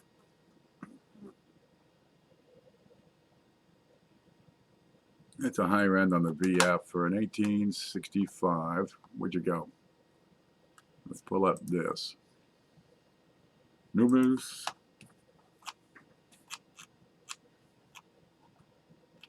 $0.02. Yeah. Meanwhile, CJ's going, don't show that coin. Don't show that. Step away from the coin. 1865 brown. Wait for it. Come on. I got a green light. 1865 brown in VF. He's saying, they're saying 32, 55 in XF. And it looks like the price is up a little. It's up $1. Okay. Yeah, up $1 for the year. Okay, where'd you go? But with a bold clash in the middle of that. Oh, that's a strong clash. What would you give the value on that one? Because it's at market value right now. Maybe, you know, within a few bucks of what Numas says. But there you can see that clash from across the room. Ooh, look, below the cents. Where'd that go? Below cents. See the leaves? See the leaves in there? Which is going to be this bit's right here. Okay, not leaves, but this bit. Oh, that's a piece. That's a piece to show off. I'm going to add that to my watch list. 3 days to go on that, guys. What would you pay for that? Let's see what people are saying about that. Where's the chat? Go here and pull the chat. What do you think? A clash on a 2 centers.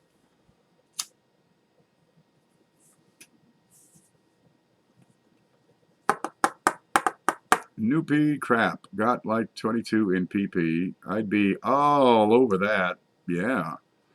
Do the right thing, man. There's blues. Me too, Coin Dragon. I've fallen in love with these 2 centers in the past few months. They're wonderful coins. Look, they're bronze, French bronze. So you get wood grain in there. They're good size, so they don't fit down the air duct over here. I can drop these on the floor all day long and be able to pick them up. The surviving population is incredibly low. I mean, it's just plain pitiful, right? Where are you? 2 centers, the whole darn series. All right, there's a few holes in the research here that could be added, but you're looking at 60,000 perhaps for a total population out of 45 million. There are die varieties that haven't even been recorded yet because you lost so darn many. There may only be 1 or 2 examples of some of these die varieties, which would include things like that beautiful clash. There are not many of these, I'll tell you that. That's exquisite. Where'd we go here? They're overlooked. They've always been on the verge of jumping up in price. It's been like that for 40 years, right? Well, they've come up some over the years, but I think they're just keeping up with inflation. But geez, if we can get another 1,000 collectors picking up 2 centers, what's going to happen? You found it? All right, he's going to mark it too. We'll all be bidding against each other. If you had another 1,000 collectors picking up 2 centers, how long until the price has to spike because demand is up? Here's all the 2 centers that eBay has now. All of them, all listings are 5,301. That's it. You put 1,000 people in there, well, all the low grades are going to disappear quick on the new collectors. And you're going to start seeing spikes because, I want 1 of each date. 1,000 collectors, 1 of each date. There aren't enough being listed for sale for 1,000 new collectors to get a set. They're terrifically undervalued. Always have been. They're on the verge. We got some good, oh, this is a peach. Look at this. We got clashes. We got, what do you call it there? Long acre doubling showing up here all around. This coin has it all. Is that the date? 2 centers, I like them for a reason. 1, it's a beautiful classic design, right? This is a federal design from the Civil War and just after the Civil War. Plain 5. You got a pretty good crack over here, which begs to be recorded. So Frank, if you snipe this from me, I want pictures. Yeah, this one is great. This is a piece. Yeah, I'm gonna definitely bid on this one for sure. I'm gonna bid $1 more than you, so don't drive up the price on me. Okay, I want to win this coin. That coin I want to win. Where'd I put it? Did I put it somewhere? What? Oh, 16 minutes on that one. Where the hell did it go? Is this the picture? I done lost it. There it is. Yep, that's the one. I want to win this coin. So what is my strategy? I got 3 days left. Let's look at the number of bidders. It's from, who's a seller? Vet? Okay, I've dealt with that seller before. Okay, count them. There's 83, 243, 484, 264, 166, 256. He's bid a couple of times. 600. 1, 2, 3, 4, 5, 6, 7, 8, 9, 10. We got 10 bidders. He started at 99 cents. We got 10 bidders over 10 bucks.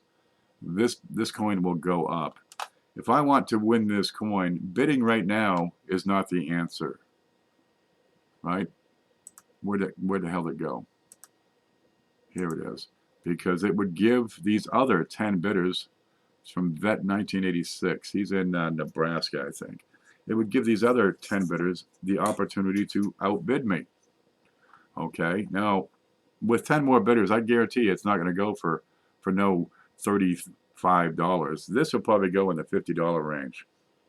Real easy. So if I'm going to put in a bid, first I'm going to wait for 2 days, 23 hours, and 58 minutes, and then watch the clock. And I would type in my bid of something like 48, right?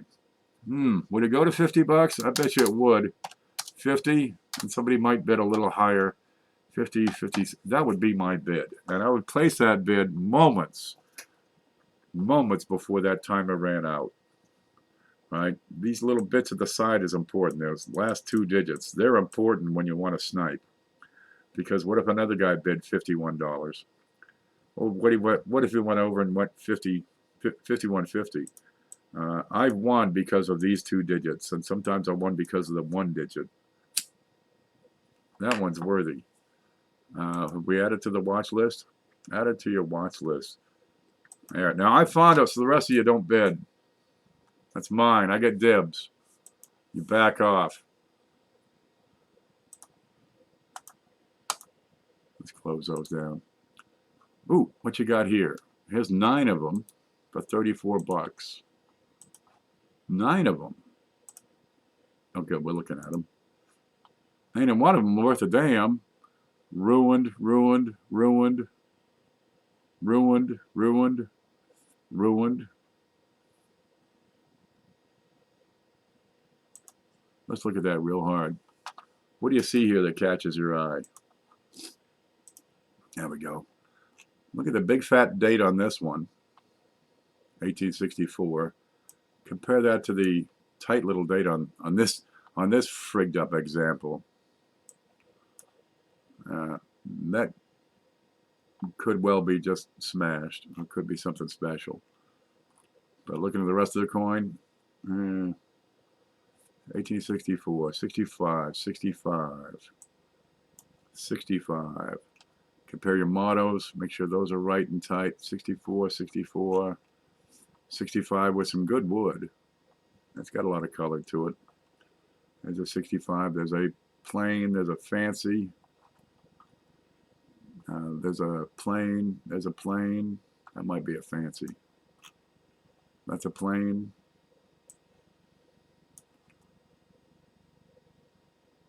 That's a fancy 5. But these are pretty wore out. That's a 64.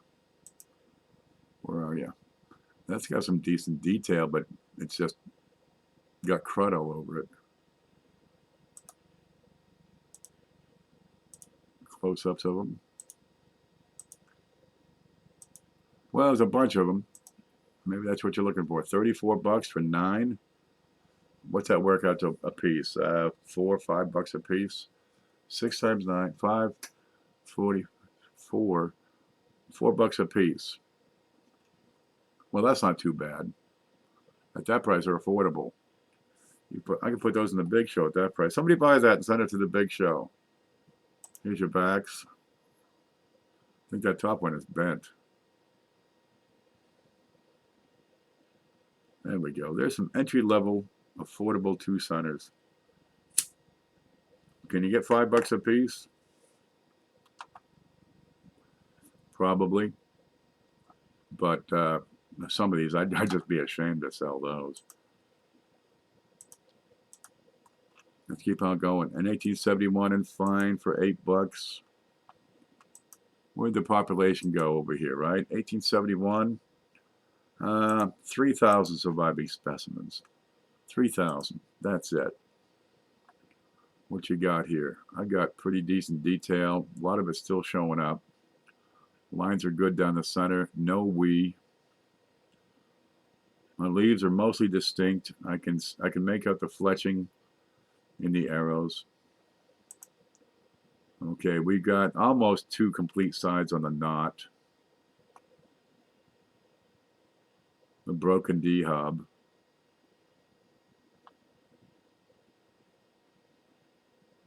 Oop, where'd it go? I don't see any really major distractions. Looks like a scratch from a long time ago to the right of that stem. All right, that's fine. It ain't screwed up. The date looks right and tight. $8. Oh, that's a $15 coin. And if I want to win that, I've got 4 days before I bid. So I'm going to put that on the watch list.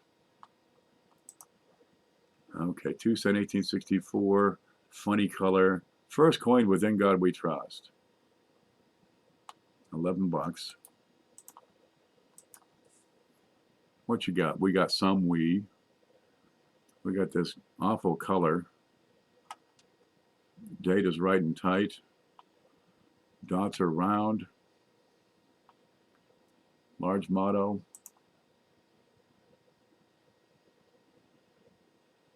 Not screwed up.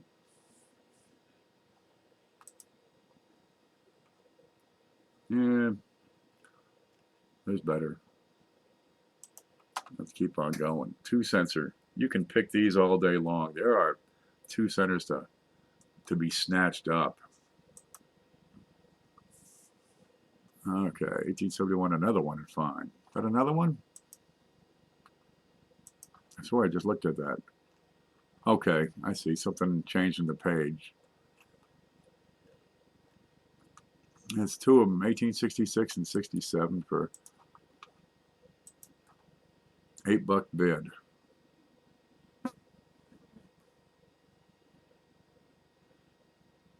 It's got a ding on it. This one's got some issues. Oh, it's a W mint mark. 1868. 68 is one of the dates to get. Look at this. 1868. 3,000 surviving specimens. The good ones are 67 and 69 in particular. 72, you're going to be paying $200 because they're low mintage. What? How come the 1872s with low mintage, but only 2,000 surviving specimens, commands such a handsome premium when the 1869, which is more mintage, but almost the same surviving specimens, can be had for, $20? That's why I say these are overpriced, and the rest of them are underpriced. They're undervalued. 1868, what you got here? Look at a big commercial over there on the side there. Yup. When I win the lottery, right, I'm going to go over to eBay. I'm going to buy every goddamn one of these, and you guys ain't getting nothing.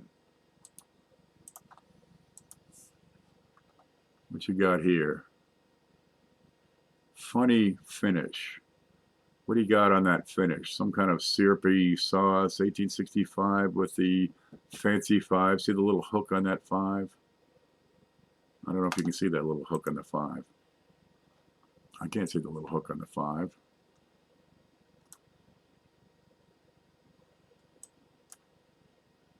There, you can see the little hook on the 5. All right, move that back. All right, we got most of the we. This is VF, but it's got that dipped in molasses finish. Got a little damage in the center. Got a lot of corrosion on the back. All right, looks like somebody took some copper saving dip and cleaned that corrosion off, and then recolored the coin, which is what gives it that dipped in molasses look to it. Make offer. Choice XF. What did we say? We came up with VF on a good day, and it's got damage. Free shipping. Make offer. $12. Increase your offer. The seller would be more likely to respond if your offer is around $31.37. My offer is fucking $12. That's what that's worth. There, punk. Take that. Yeah. Oh, oh. Do you see it? Tell me when you see it. Oh, oh, oh, oh. Come on, baby. Show me. Come on. Oh.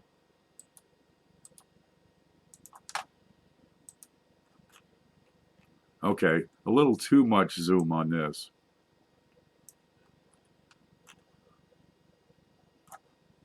That wants some attention. That date wants some attention. All right. I can't do anything with that much zoom. Okay, we got some woody color here. Really jumps right out at you. We got good sharp lines. We's a little weak. So this is a VF coin, but it's a better end of the VF. Rim is sound. Okay, what's going on here? Again, we got the color. A fairly even balance left to right, fairly even wear. But I'm a little weak on detail down the bottom. There are greasers on these things, but I think this is taken away from the quality of the coin. This says lower end VF at best. But boy, that's got a lot of color to it. 60 bucks.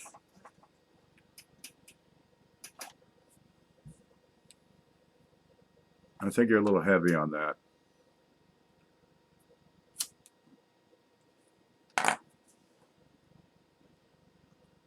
Yep. When I get that Powerball, baby, I'm taking every damn one of them. What's you got here? Funny color for AU. We got some rim cuts on this one. Big fat rim cuts. All right. Full sharp wee, full sharp lines. Well, mostly sharp lines. Arrows are delightful. See that? Let me show you this. When these are in the right shape with light wear and a sharp strike, you got to have all of it. You've got relief on these arrows.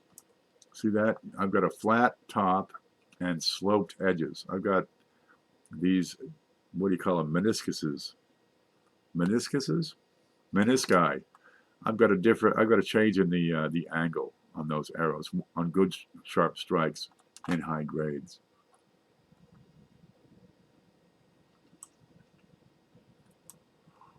I should have an app. 1864. How's that look? That's awfully narrow.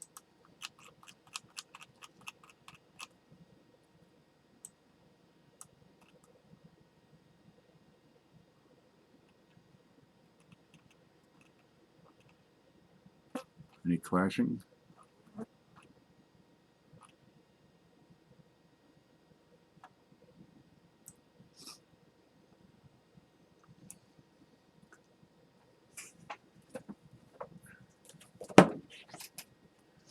I'm looking it up.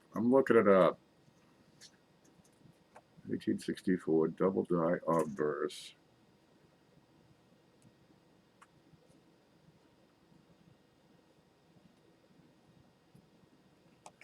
All right, it's not number 1 or 2. Maybe 2. Double die or 2. Let's look at God.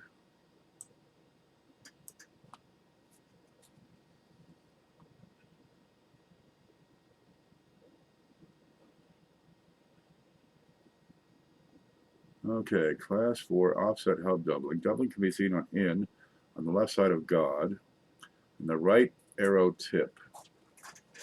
Let's find the right arrow tip.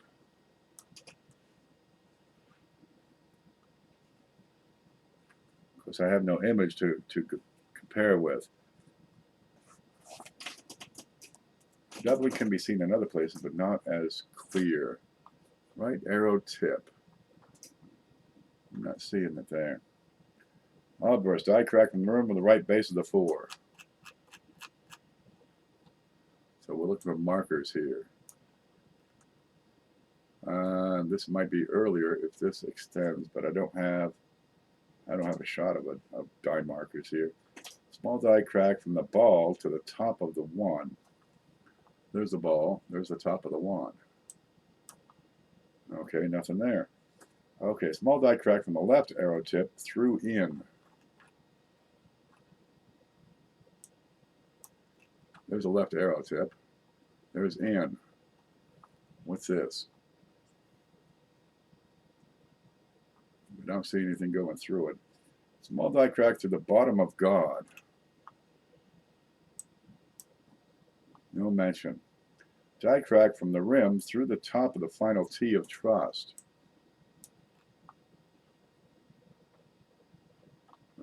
Got nothing there.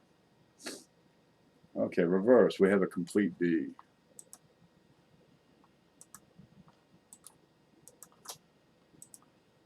Reverse. Complete D. So far, so good. Die crack from the rim through unite.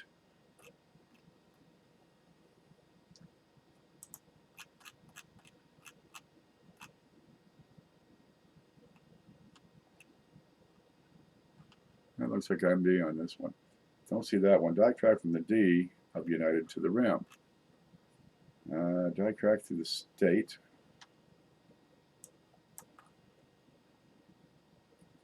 Okay, die crack through O of to the rim. I'm not finding any die markers for double die number 2.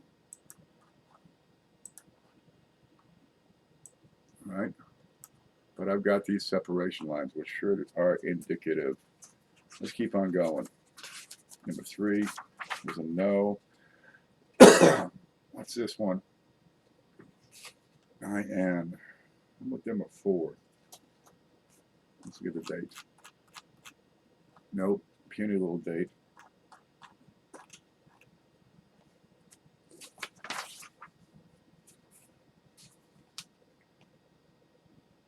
Nope. Nope.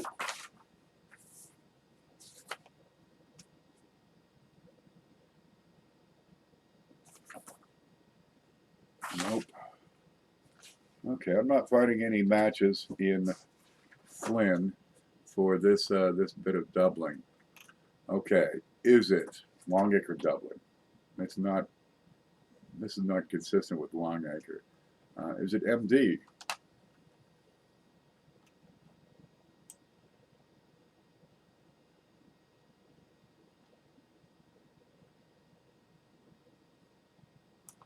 I think that looks like a flat shelf. I don't much like these tiny thin serifs on the date. I don't like that at all.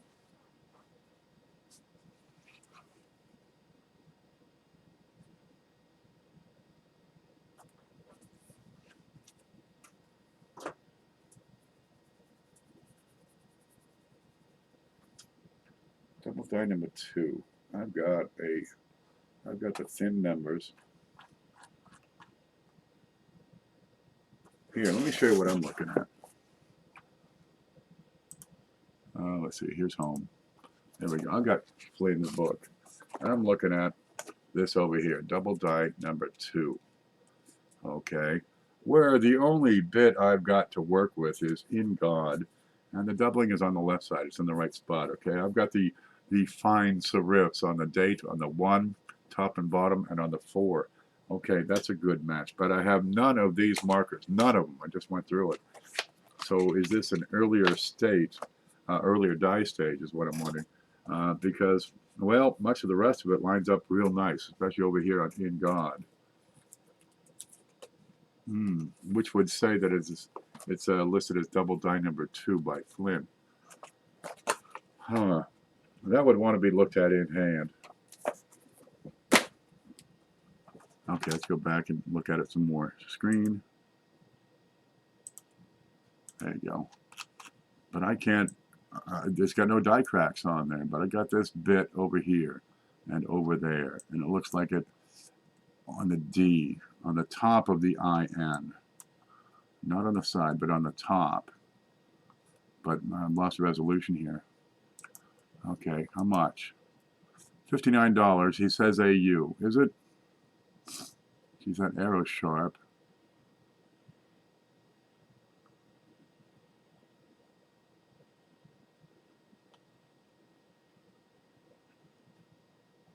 Rim cuts want to be recorded.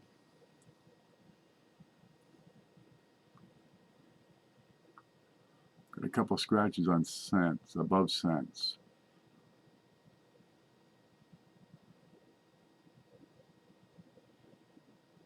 Now that's long acre doubling on America.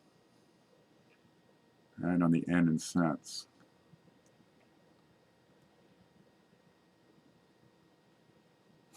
$59. I think it's a little heavy.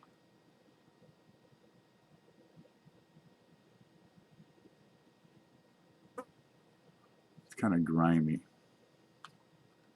I got a day and 3 hours. I'll add it to the watch list and maybe get back to it and think,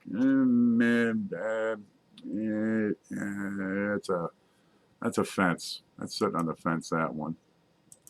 We'll get back to that. Ooh, what's this one? 68? Oh, that's that one with the claw marks. Claws marks. It is Christmas after all. Offer declined? That was a perfectly good offer. $12.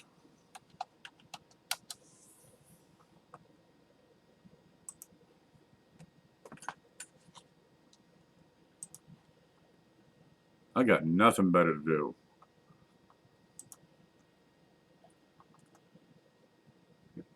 Decline my offer.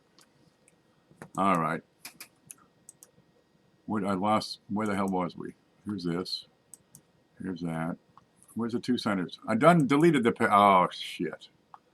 I got to go back and start over. What's everybody doing?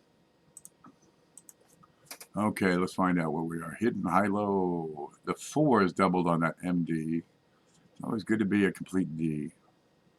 We don't want any half Ds around there. That one guy that declined my offer is a half D. Why we started at 2 cents? We were looking. Dell says, I was looking at the back tips of the right arrow. Looked like notching. I missed that part. Can we move on before I have another birthday? You can move on. Why, I oughta. You're my spirit animal when you're hunting on eBay. I swear it. What are we doing? Going? Who? What? Offer him less than the 12. Oh, how do I retract that offer? All right. Do you want to stick with more 2 centers or move on to something else we can bitch about all day? 2 centers are just delightful coins. They really are.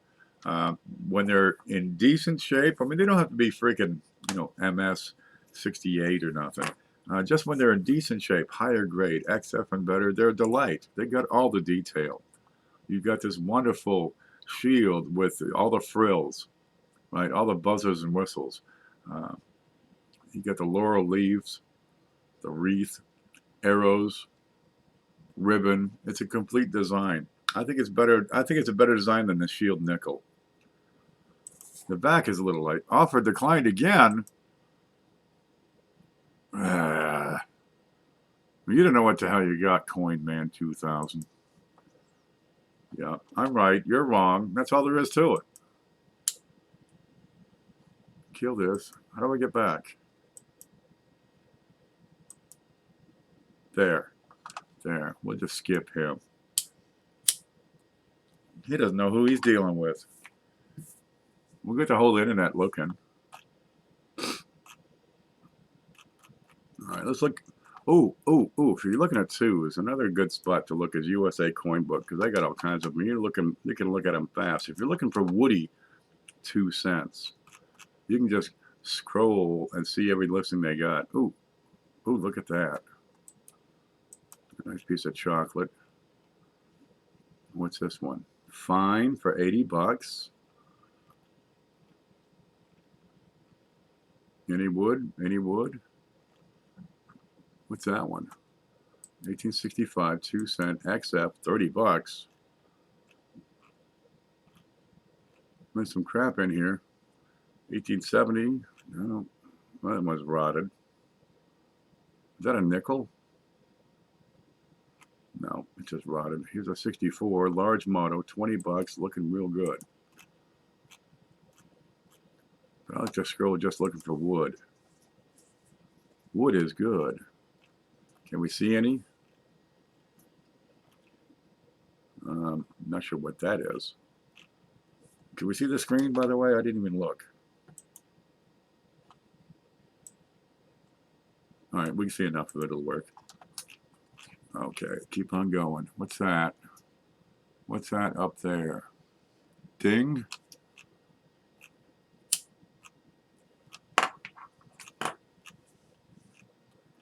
Wow, it's like the Holocaust for 2-cent pieces here.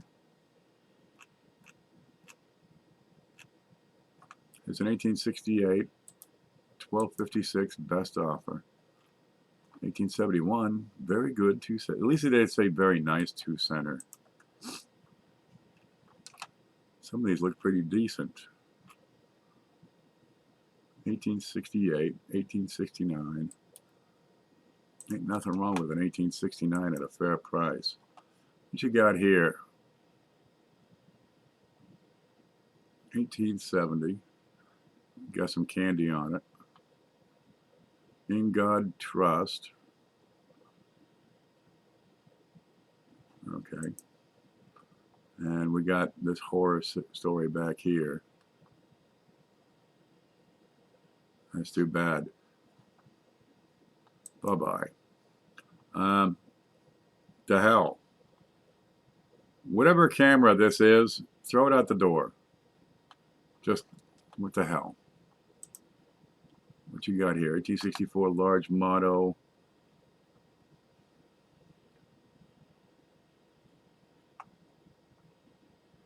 .1864. Date looks pretty sharp. Okay, how about in? In God we trust. To get a little light. I give that one fine.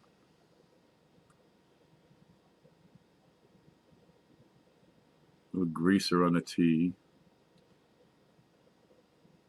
Little greaser on some of these letters too. Full D. I've got a die crack up at the top. Yeah, that's a bit of a lot of grease on that one. 20 bucks. He says very good 10. I go better than that. How's the evenness? How much? 20 bucks? That's not an outrageous price at all. 68, 2-cent with that same damn camera. 71, 40 bucks.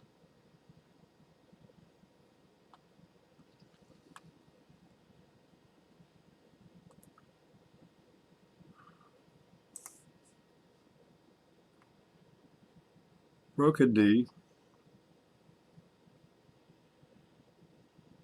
A lot of little marks on that one. It's been passed around. Very good.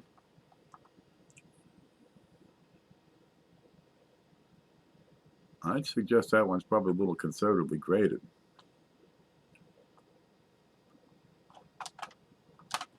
$40, a little heavy. With Numis. 1871, very good, fine, there's a third column, right? He calls it very good, but he's got a fine price. All right, you're out of here. No room on that one. 69 and fine. Got a touch of wee.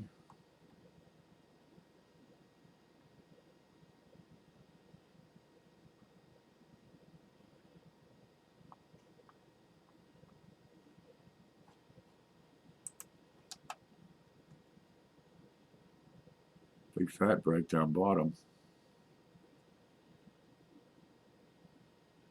Wow, look at the height difference on that. See the thickness of the shadow on that crack? That's going to be a cud. It wants to be a cud. That's damage.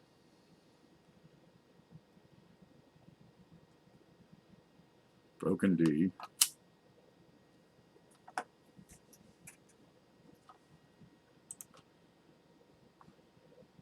That's a fair price. It's not over, it's not under. All right, we looked at that one. But we can go through these all at once and look for wood. Let's see if we can find a woody one. Ooh. Ooh. Ooh.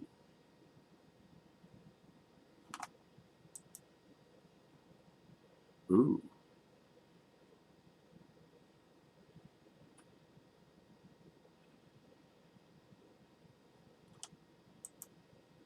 Ooh. And you got to prove 2 centers. You got some love. Look at it. Tell me that's not a gorgeous coin. $4,750 for an 1873 proof 65 red brown. Really? All right, let's find it. What the hell's your listing?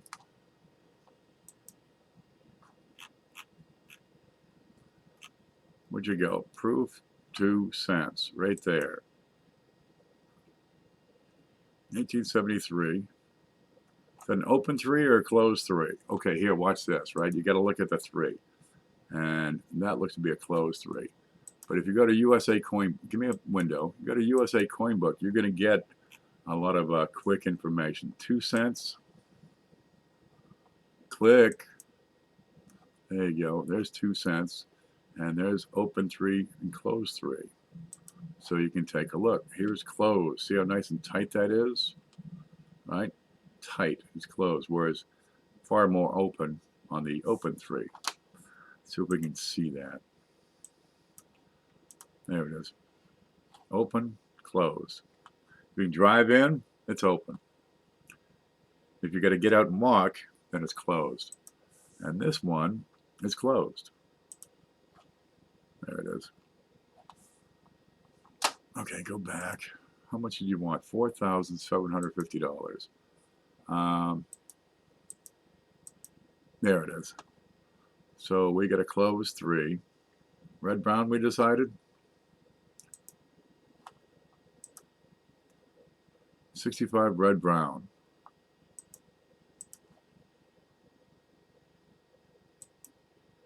Dude, you want too much for that. Numa says 4,000 and the prices are falling.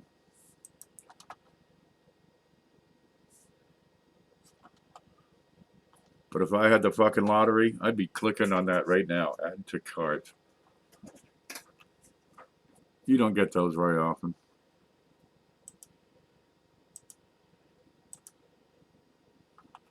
Okay, we're looking for wood, right?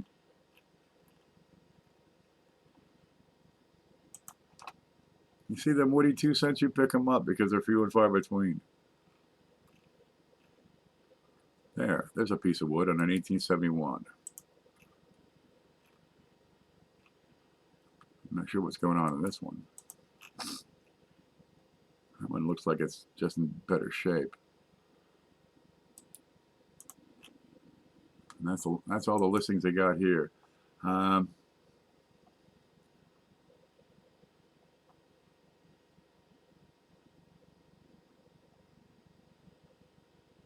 I don't think I can call that wood.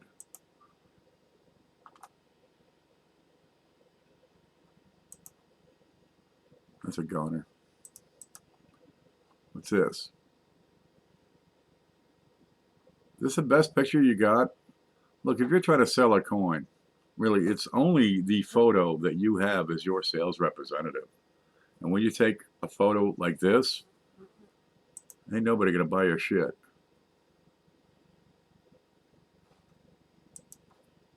All right, and then try to get it upright. Is that so hard? Honestly.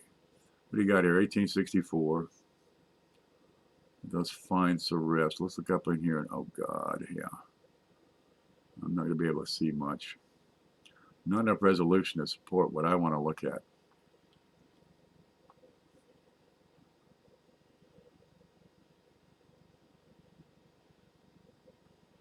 No.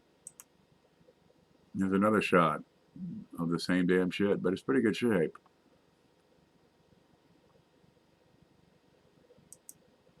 Every photo sideways. Thanks, buddy. Thanks for nothing.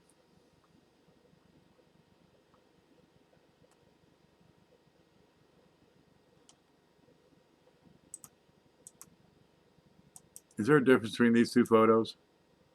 One zoomed out slightly. 60 bucks. It's not just AU, it's AU 58. Well, that ain't no AU 58 here. No.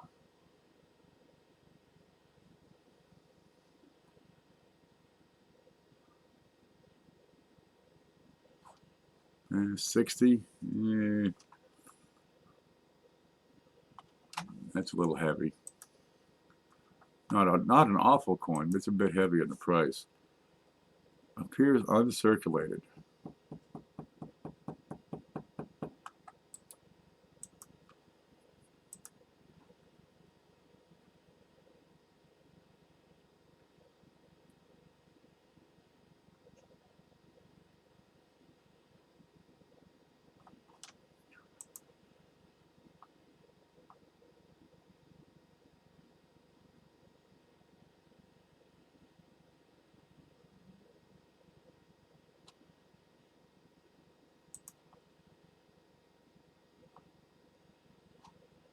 $51. 11 bids.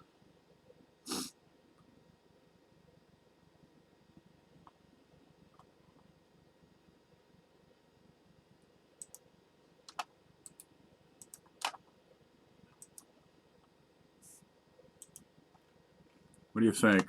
Okay, it might be zoomed in a little too much. These are sharp. All the way across. That's sharp.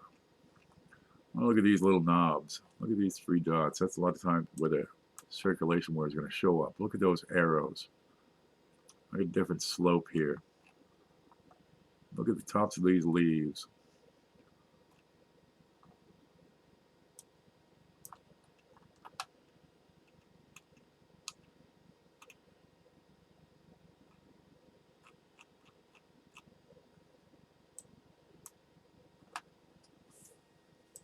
If it was a pill, I would take it.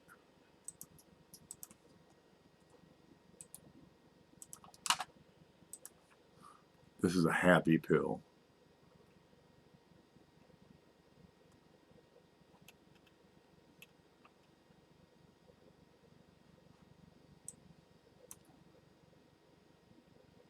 That's a rim-to-rim die crack. No change in relief. What do you think? Cleaned? Is that what's going on here? Ain't that a damn shame? If I want to get that gray off.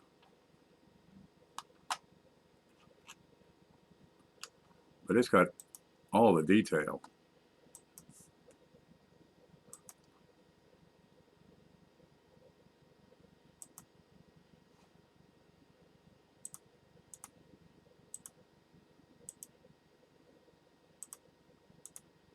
They're hard to get in this kind of shape. Even cleaned, I'm gonna keep an eye on that and see if we can have a follow-up and see. Yeah, I think it's been cleaned. I don't like that color at all. If that's just a camera effect, so much the better. But it's getting some attention. Oh, I got people in chat. I got to catch up here. I got an awesome deal on some of that spitting horse, says Jeff Dunn. Details, yep. Hidden Lamau. Hey, Nightbot, you go play in traffic. Okay. Looks cleaned. See, Coin Dragon picked it out. I'm reading the chat backwards, so it may not make exactly, perfect sense. We need a new magic word. All right. How do I get there? Here it is. How do I log in?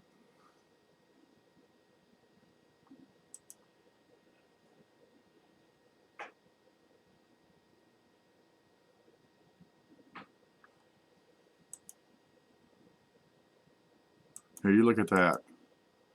I think this gets me in.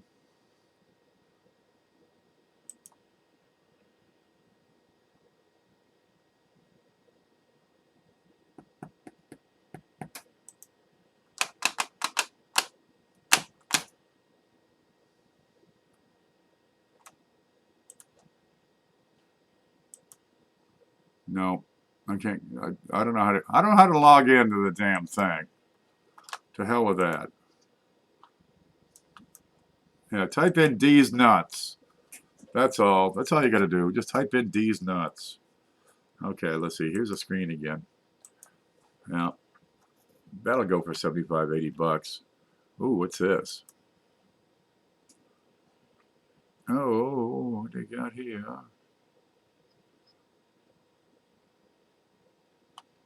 It's in a dance go. Oh, I want that whole dance go. Got a few corrosion spots on there, but that's in pretty damn good shape. Where'd you go? Yep, there are delightful coins out there. 180, buy it now, make an offer. 71. Oh, that's proofs.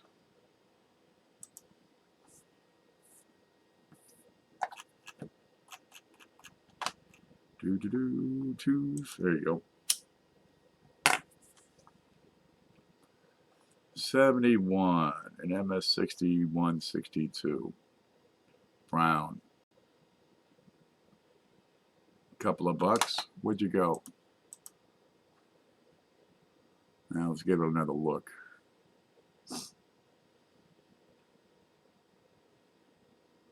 No, it's not. It's not MS62. It's not MS61. Gimme.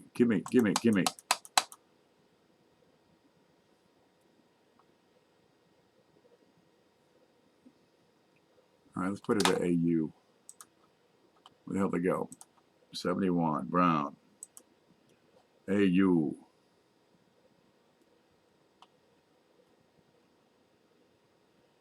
$1.80. What's he got for a price there? $1.80. He knows what it is.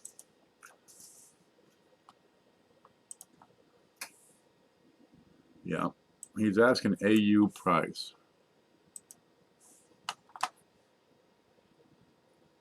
Got some contact marks.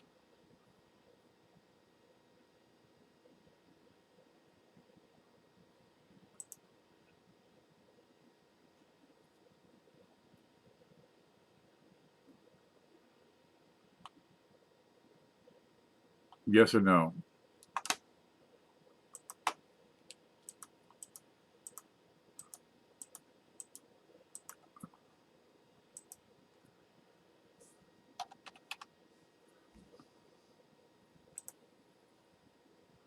That's what it says. That's what the math says. 180 times 0.7. There, 126. What's the bid? 126. Okay, there. We got a bid in. He'll come back and say no. Then I'm going to have to drag his name all across Facebook. Find his videos. Give him 50 dislikes. Say the worst thing about his mom. Alrighty, let's see. I gotta use the bathroom again. I mean, I have to go stir my beans again. Ooh, what's that? Any more woodies? Oh, we looked at that one. We looked at these. Some of these we looked at. All right, what you got here? A real colorful one. Oh, what's with the camera here?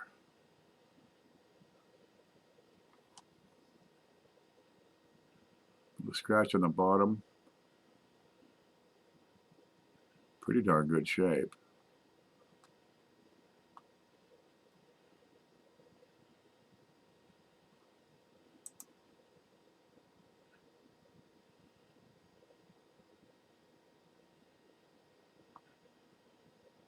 Natural or fake toning? Counter offer. Ooh. Ooh, shit.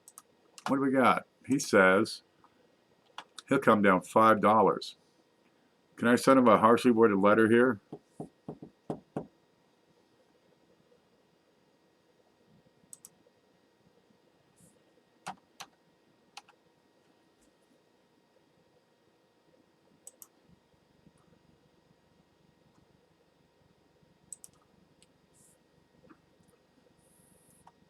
Maddie Dennis.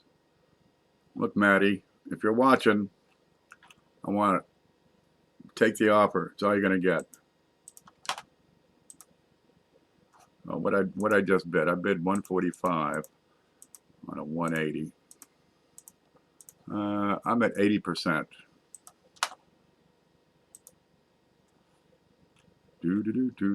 What's out? What else is here?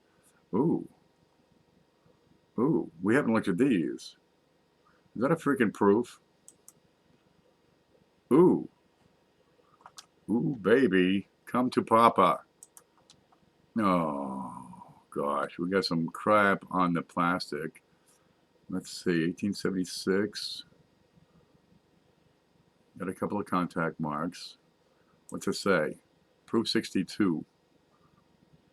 Oh. Oh. What's this here? What's that? Your cart is empty. Why didn't he take my offer yet? 1876, 3 center, proof 62. Well, I just like looking at these. 3 cent nickel proof. 1876. Stop. 1876, proof 62. He's saying, Newman's is saying 264. This guy wants 385. That's a big difference. But these are not often you find these. And the cameo designation makes a big fucking difference, let me tell you. What's NGC say for that thing?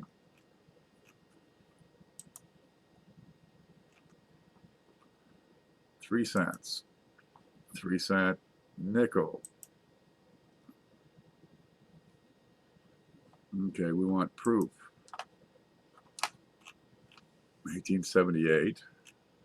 Come on, 1878. With a cameo.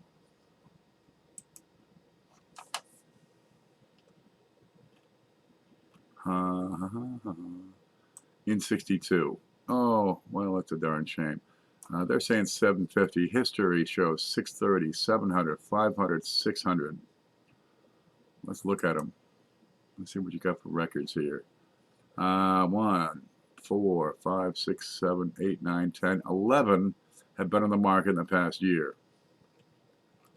And they're going for 600, 607, 5, 6, 400. Back in 96, they were 272. Oh, wow. He wants 385. That's not a bad price at all. Oh gosh. 385.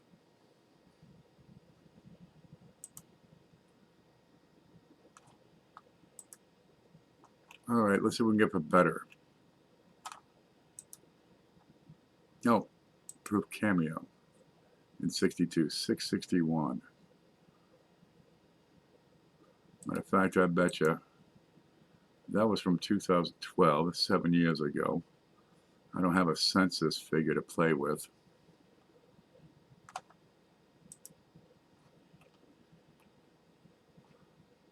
$2439-0223. Okay, it's a different one. It's 1618052.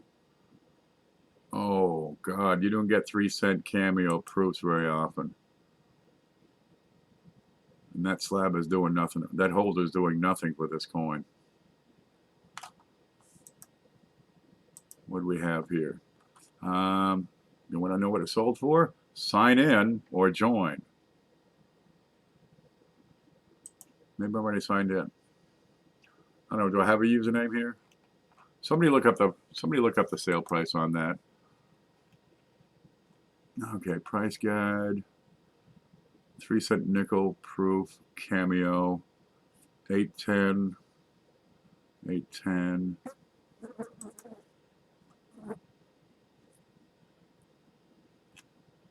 Okay, here we go. Okay, 63 cameo price guide. I'm at the 62 on 1878. proof cameo. 1878 proof cameo in 62. You don't have a price guide. All right, let's look at all these. Just the one sold 7 years ago for 600 bucks. It was a stronger market then. Where the hell did it go? Yeah, I'm gonna let you stare at this for just a bit. I'm gonna go water the roses. Let's see. Then we'll get back and read some chat. 9.2 times 10 to the 22. That'd be a good bid.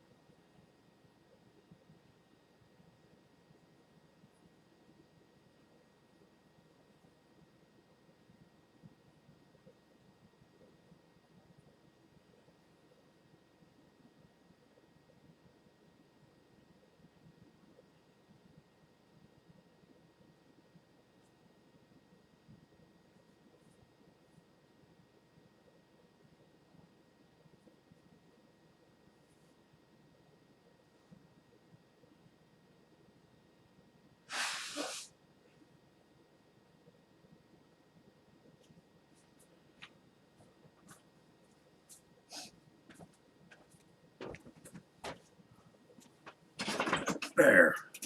Lag check. Are we lagging? Right. Okay, let me catch up. Too rich for my blood, says Quads.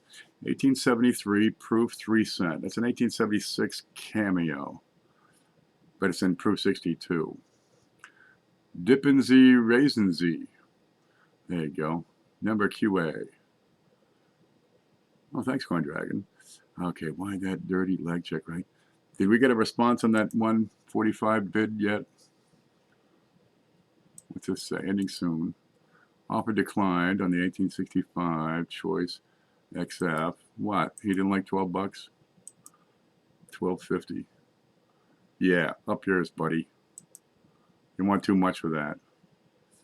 All right, let's go look at these real quick. What was this one? Oh man, we missed out. Somebody bid 7 bucks and got it. What was that? 10:09. We missed out by like an hour. All right, what's this one? We got 4 days left. Okay, we're watching that one. What's this? Forever Away. Where's the watch list? Okay, 64. Where's that one? Where that is that? Is that it? Yeah, that's the one. That's the one I wanna get a look at. We're at $36 and holding. 2 days left. December 23, 7 p.m. Pacific, so 10 o'clock. And during this show, it got a bid and bumped it by, who's bidding on my shit? During this show, this thing got a bid. All right. We'll keep an eye on that. We got a couple of days left. Yeah, I think that one's got some extra character. It's got personality. Coins of character. Really, if you had a collection and just picked up these neat things that are few and far between, it wouldn't take long and you would have a hell of a collection. Just something to really brag about. Yeah. Okay, let's kill 100 windows here.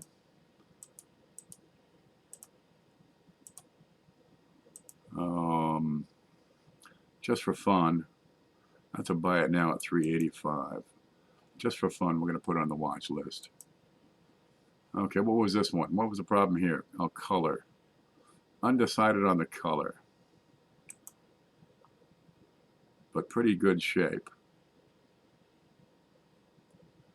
Pretty darn good shape. A little scratch. Fancy 5. AU. Let's get this color issue going. Let's put that on the watch. And keep on trucking. Any more Woodies? That's that same one. A265 Choice XF for too much. Right, now we're on page 2 of the 2 centers. We've been looking at it for 4 hours. All right, I've got a lot of these are repeats. All right, let's call it. What do you say? What happened here? Counter stamped.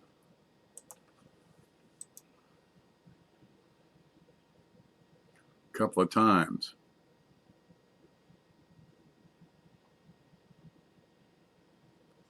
Ben Bennett. Somebody Bennett. Oma and Bennett. I can't read that. Anything in the back? That's what your counter stamps do. Just frigs it up. Well, there's a damaged 1865 2 center. And Atmas, Idma, and Bennett. It could be a store. That's an 1865, all right. That's shot out. Well, if you like the counter stamps, we'll check into that. Let's catch up a little. Okay, where are we? I bet that from seller. He's legit. Holy. eBay has good stuff. It just takes lots of patience. It takes patience, some knowledge. That's always going to help. And some bucks, you know, that can't hurt. Adams and Bennett? Adams Bennett. I don't think it's a D. Where's that close up? Ad Mus. Ad Muz. Ipmuz. Some guy named Bennett. Looks like he ended the letter after that. Can't quite make that one out. Seriously, everyone click on the CC for captions live. The translations get hysterical. All right, let's see. Settings. No. Close captions. It won't let me click on that. All right, I have to set that up next time. What's it saying? Yeah, you put a New England accent on there and really just throws them off. What you got here for 150 bucks? Ooh, here's a whole darn book. Partial set. All right, let's look at that. 2 cents, 1864, and wooden nickels. Partial set.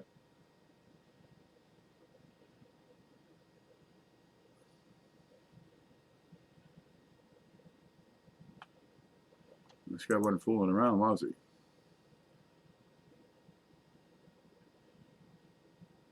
That 79 looks real good.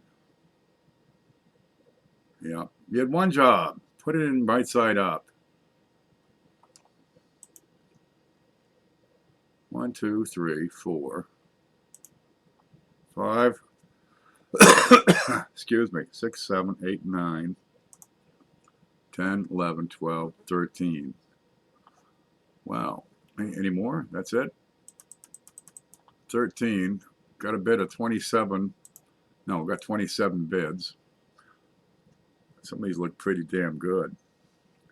We'll see where that one goes. A day 19 to go, huh? Where'd that 79 go?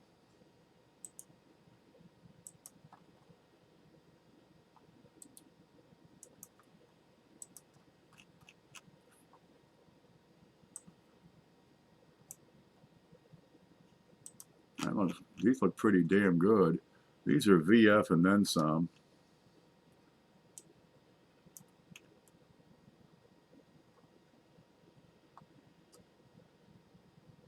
This is looking at XF.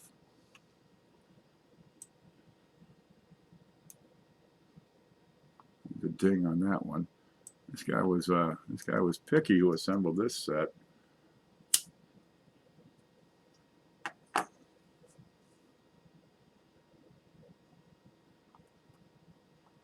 Huh.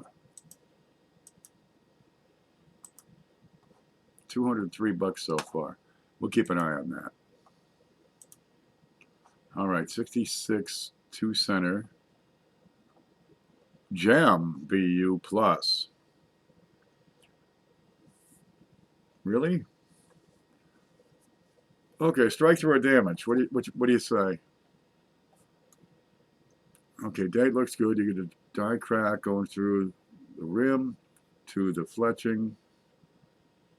Stop it. Here, click on that.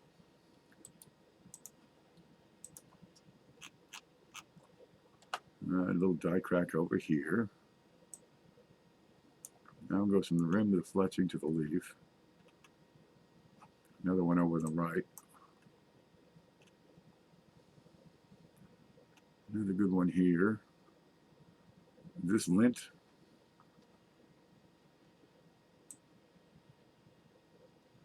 Good sharp wee. What's that line? Chip.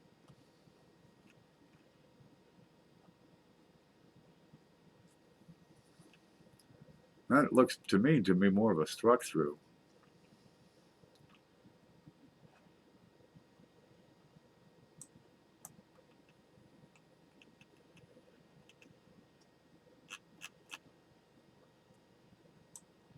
Nothing below the date. Okay. What's the next side? Let's get the other side. Spotty. Big cut on the top, rim cut.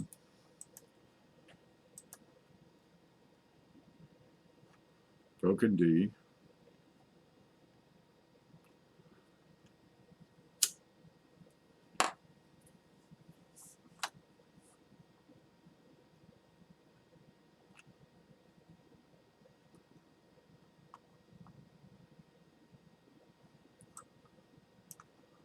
This is machine doubling, which is a darn shame.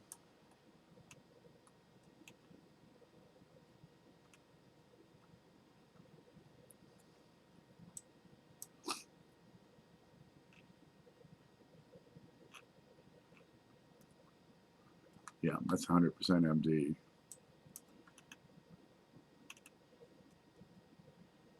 This is Longacre over here on the right.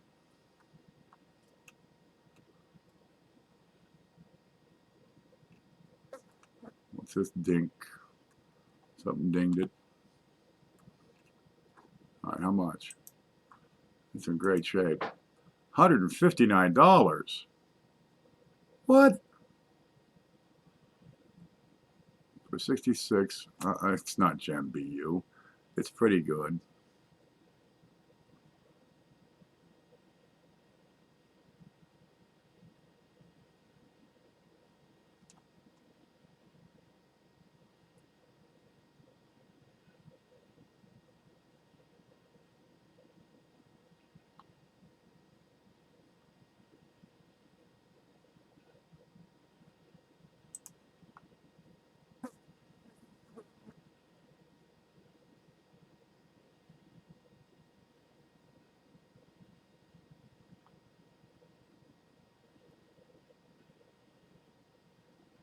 I think your price is a little heavy on that. Yeah, that's $100 would be more consistent with this. It's got a little fine, a lot of little fine issues here.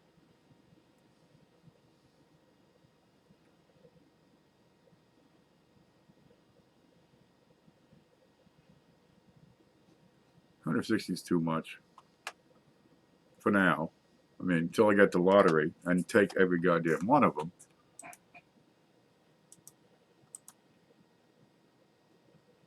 All right, where are you? Ooh, that's neat. I'd like to see more of these and more detail. How many we decide there? We got 4, 9, 10, 11, 12, 13. Going for 203 right now. 203 over 13. Free shipping.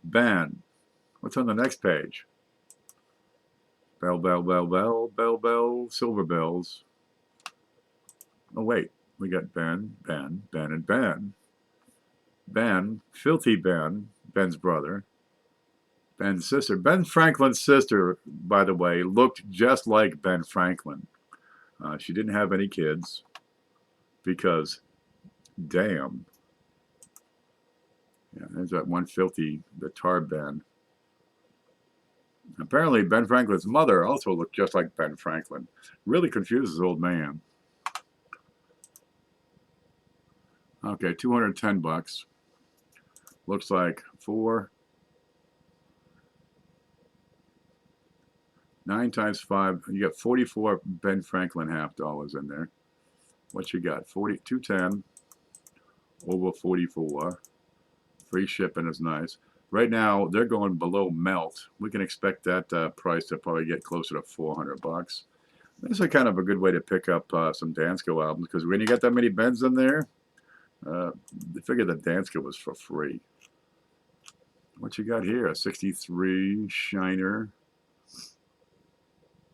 Here's the full bell lines. Ooh. Ooh. Ooh. Ooh. With CJ. Now, CJ teacher, look at the eye. Right? Look over here in the letters A, around CA, RICA. Look up here at the O. That's a 57.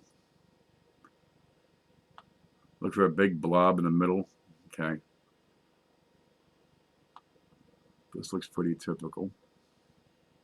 But it's in pretty darn good shape for an old copper nickel small. Got something going on the tail there. What's the back look like? I don't like the color. That's a shame. A little garbled up on the right side.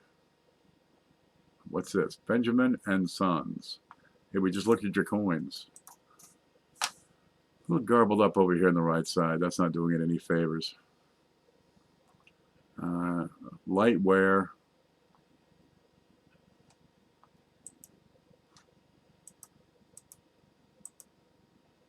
Something going on in the tail. Well, that's every bit of XF. But that rim over here is doing it no favors. Good sharp 1 cent. How much is that? $115.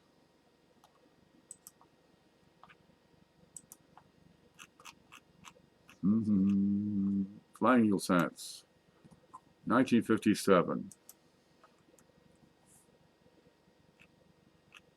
XF. 126. VF is 66. XF is 126. That ain't no VF, I can tell you. But it's got these issues.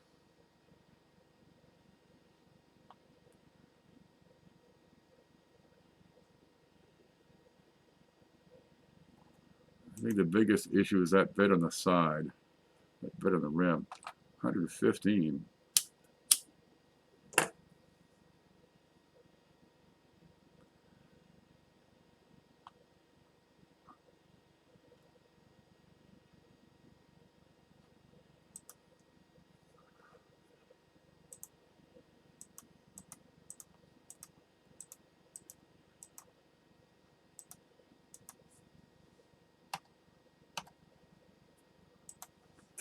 Let's throw 75 at that and see if we get anything.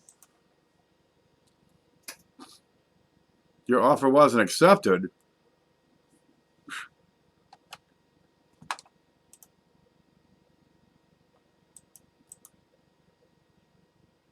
Screw you. I've had some make offers and they don't come down $1. I mean, why bother? Really, why bother with the make offer bullshit if you don't come down $1?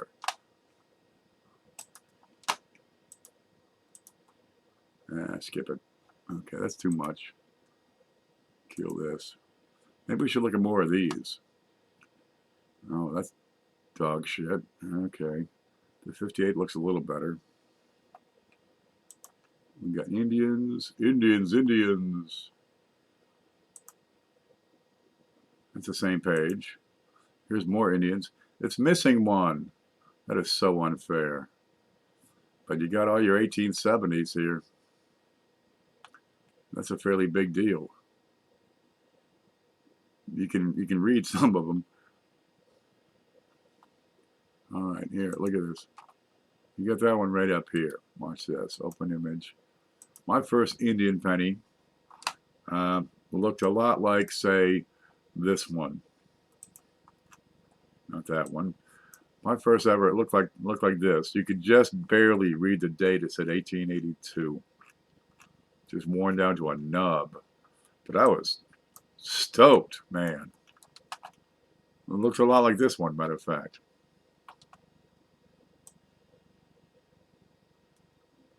All right. What you at right now? 46 bucks for all of them. Okay, you don't have the 09S. You don't have the 77. That's a complete set.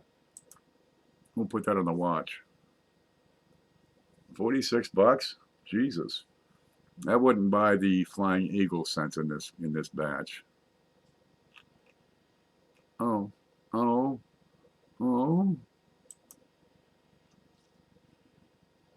Benjamin, again. He didn't take my last bid.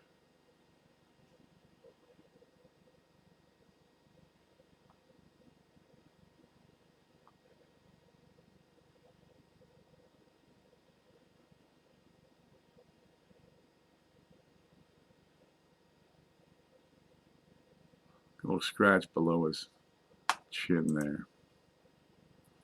How do we get to see the back? There it is. Wow.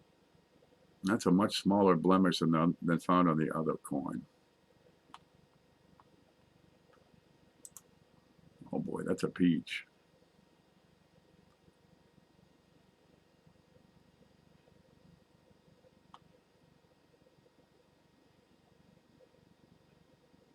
I'm looking at the right side of the letters in United.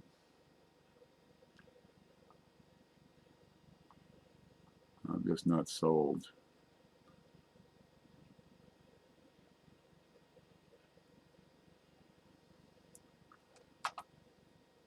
Yep, see, he's got a regular price on there. He had taken off for some of that. What's that going to do with, what is that little bit under the neck going to do on the value on this one? To tell you the truth, I think I could live with that. But he didn't take my last offer, so he can kiss my ass. All right, what do you got here? What's this? What's that? 1959 proof set. Original packaging included. There's Ben, Spotty, Flush.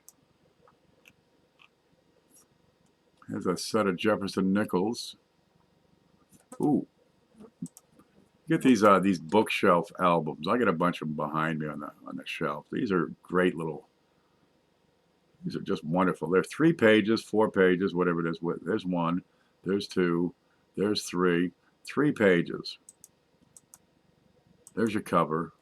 This one's just crap. What are you going to write on it? All right, little dog-eared. Yeah. But these are wonderful little albums. 3, 4 pages. You got the slides.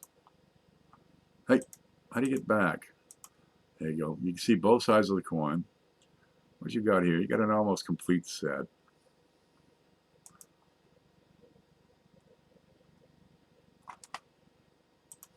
You got a complete set. Not the best condition for the bookshelf, but it looks like it's pretty decent on the inside. The outside has seen some. Stop it. The outside's seen some dog-earedness. It's been used.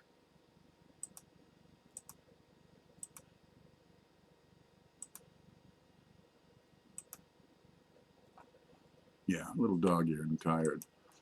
Great little albums. 18 bucks. We'll watch that. It's a day and a half out. Yeah, 18 bucks. That'll go for 40 to 50 anyway.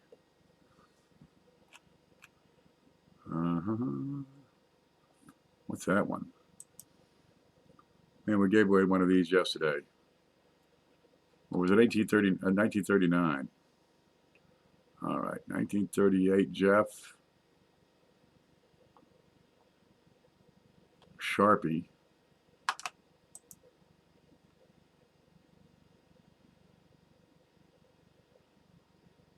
Some steps. What, 18 bucks? I'm not in the market right now. There's some sharp war nickels. Okay, we're into somebody else's page here. Look, I'm getting hungry. Where'd you go? Where's everybody going? There they are. What I missed, turn on your closed captions.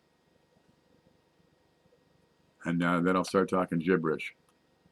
Check the eye again, says Coin Dragon. I think we lost that one. This one? That eye looks pretty round.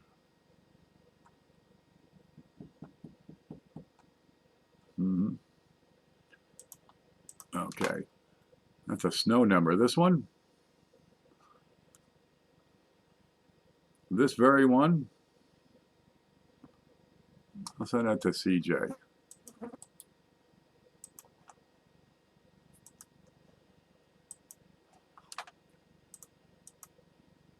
Stand by. Here, you look at this for a bit. I'll send this link to CJ. Send link if you want company. Oh, I'm on. I'm doing a straight OBS. Sorry, it's not a StreamYard. Okay, let me find CJ. What the hell, CJ? Yeah, I've got a lot of people who sent me messages. Let me click on that. Okay, Frank says.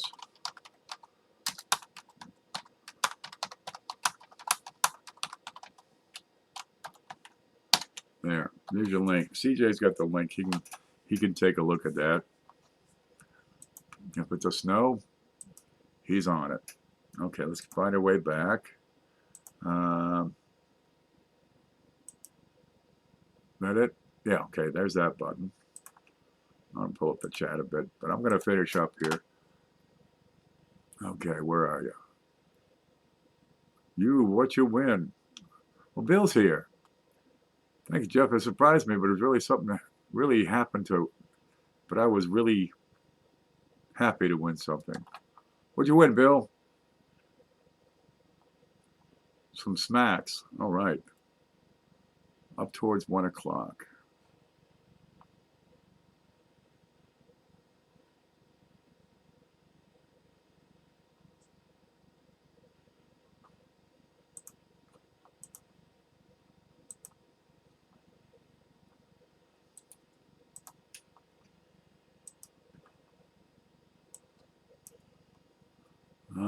America. Is there something here I can't tell? Look, CJ's the Flying Eagle guy.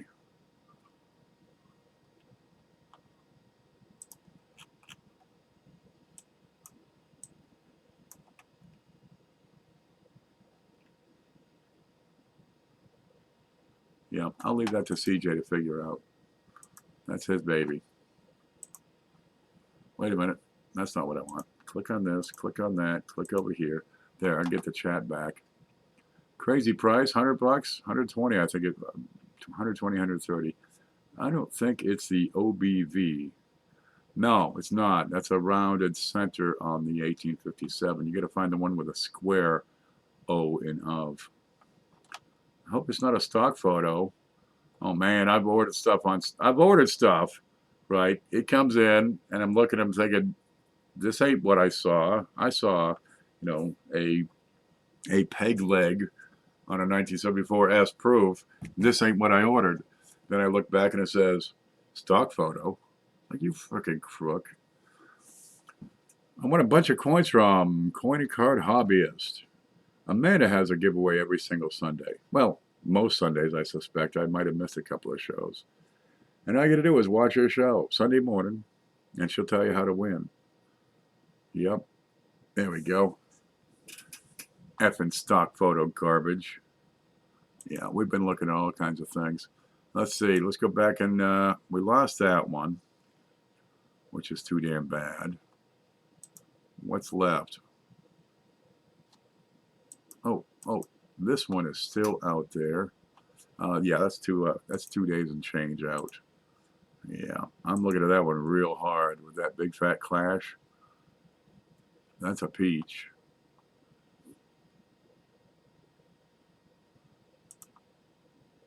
I could lick that coin all day. Yeah, I'm going to bid hard on that one, I think. We'll see where it goes. Look, guys, it's 11 o'clock. I've been on for so long, I don't even know how long I've been on for. What time did they start? 3 hours and 45 minutes? Gee, Hossafat. What day is this? Monday. I got to take the trash out. Find a way home. There's no, there we go. There's that thing. Is that what we're looking at? That's what we're looking at. Good. Yeah, we've been on for darn near 4 hours. I'll give somebody else a chance to get on and talk and do stuff. It was the end of stream giveaway from our $50 hunt. Outstanding. I'm gonna take it easy here. I'm gonna get to cook it. What just happened now? I hate it when it does that. All right, so what do we got here? It's December 23. We got 2 days to Christmas. Had a long stream today. What's tomorrow? Tuesday. I gotta take out the trash, get downtown. Yeah, low on milk. Don't run out of milk on Christmas Day, man. It's tough. So I'm gonna give you a Merry Christmas. There's a Merry Christmas. You guys stay safe, stay groovy. Have a good time the next couple of days with family, friends, the kids, whoever. Quit pressing shit. Well, if you move this up, right, it will maximize on its own. See? That. I didn't press no shit. There. But I've got some chicken and some noodles that are calling me. I'm gonna get to getting those warmed up and do my thing. So, Merry Christmas to all, and we'll probably see you. What day is this? Tuesday, Wednesday. We'll probably see you Thursday. No, we got the Q&A. We're taking off this week because of the holidays. People are still traveling. Okay, so we'll probably be back. Well, either Thursday or Friday. We'll do our thing, and you guys stay groovy. I'm gonna click on this button and let you go.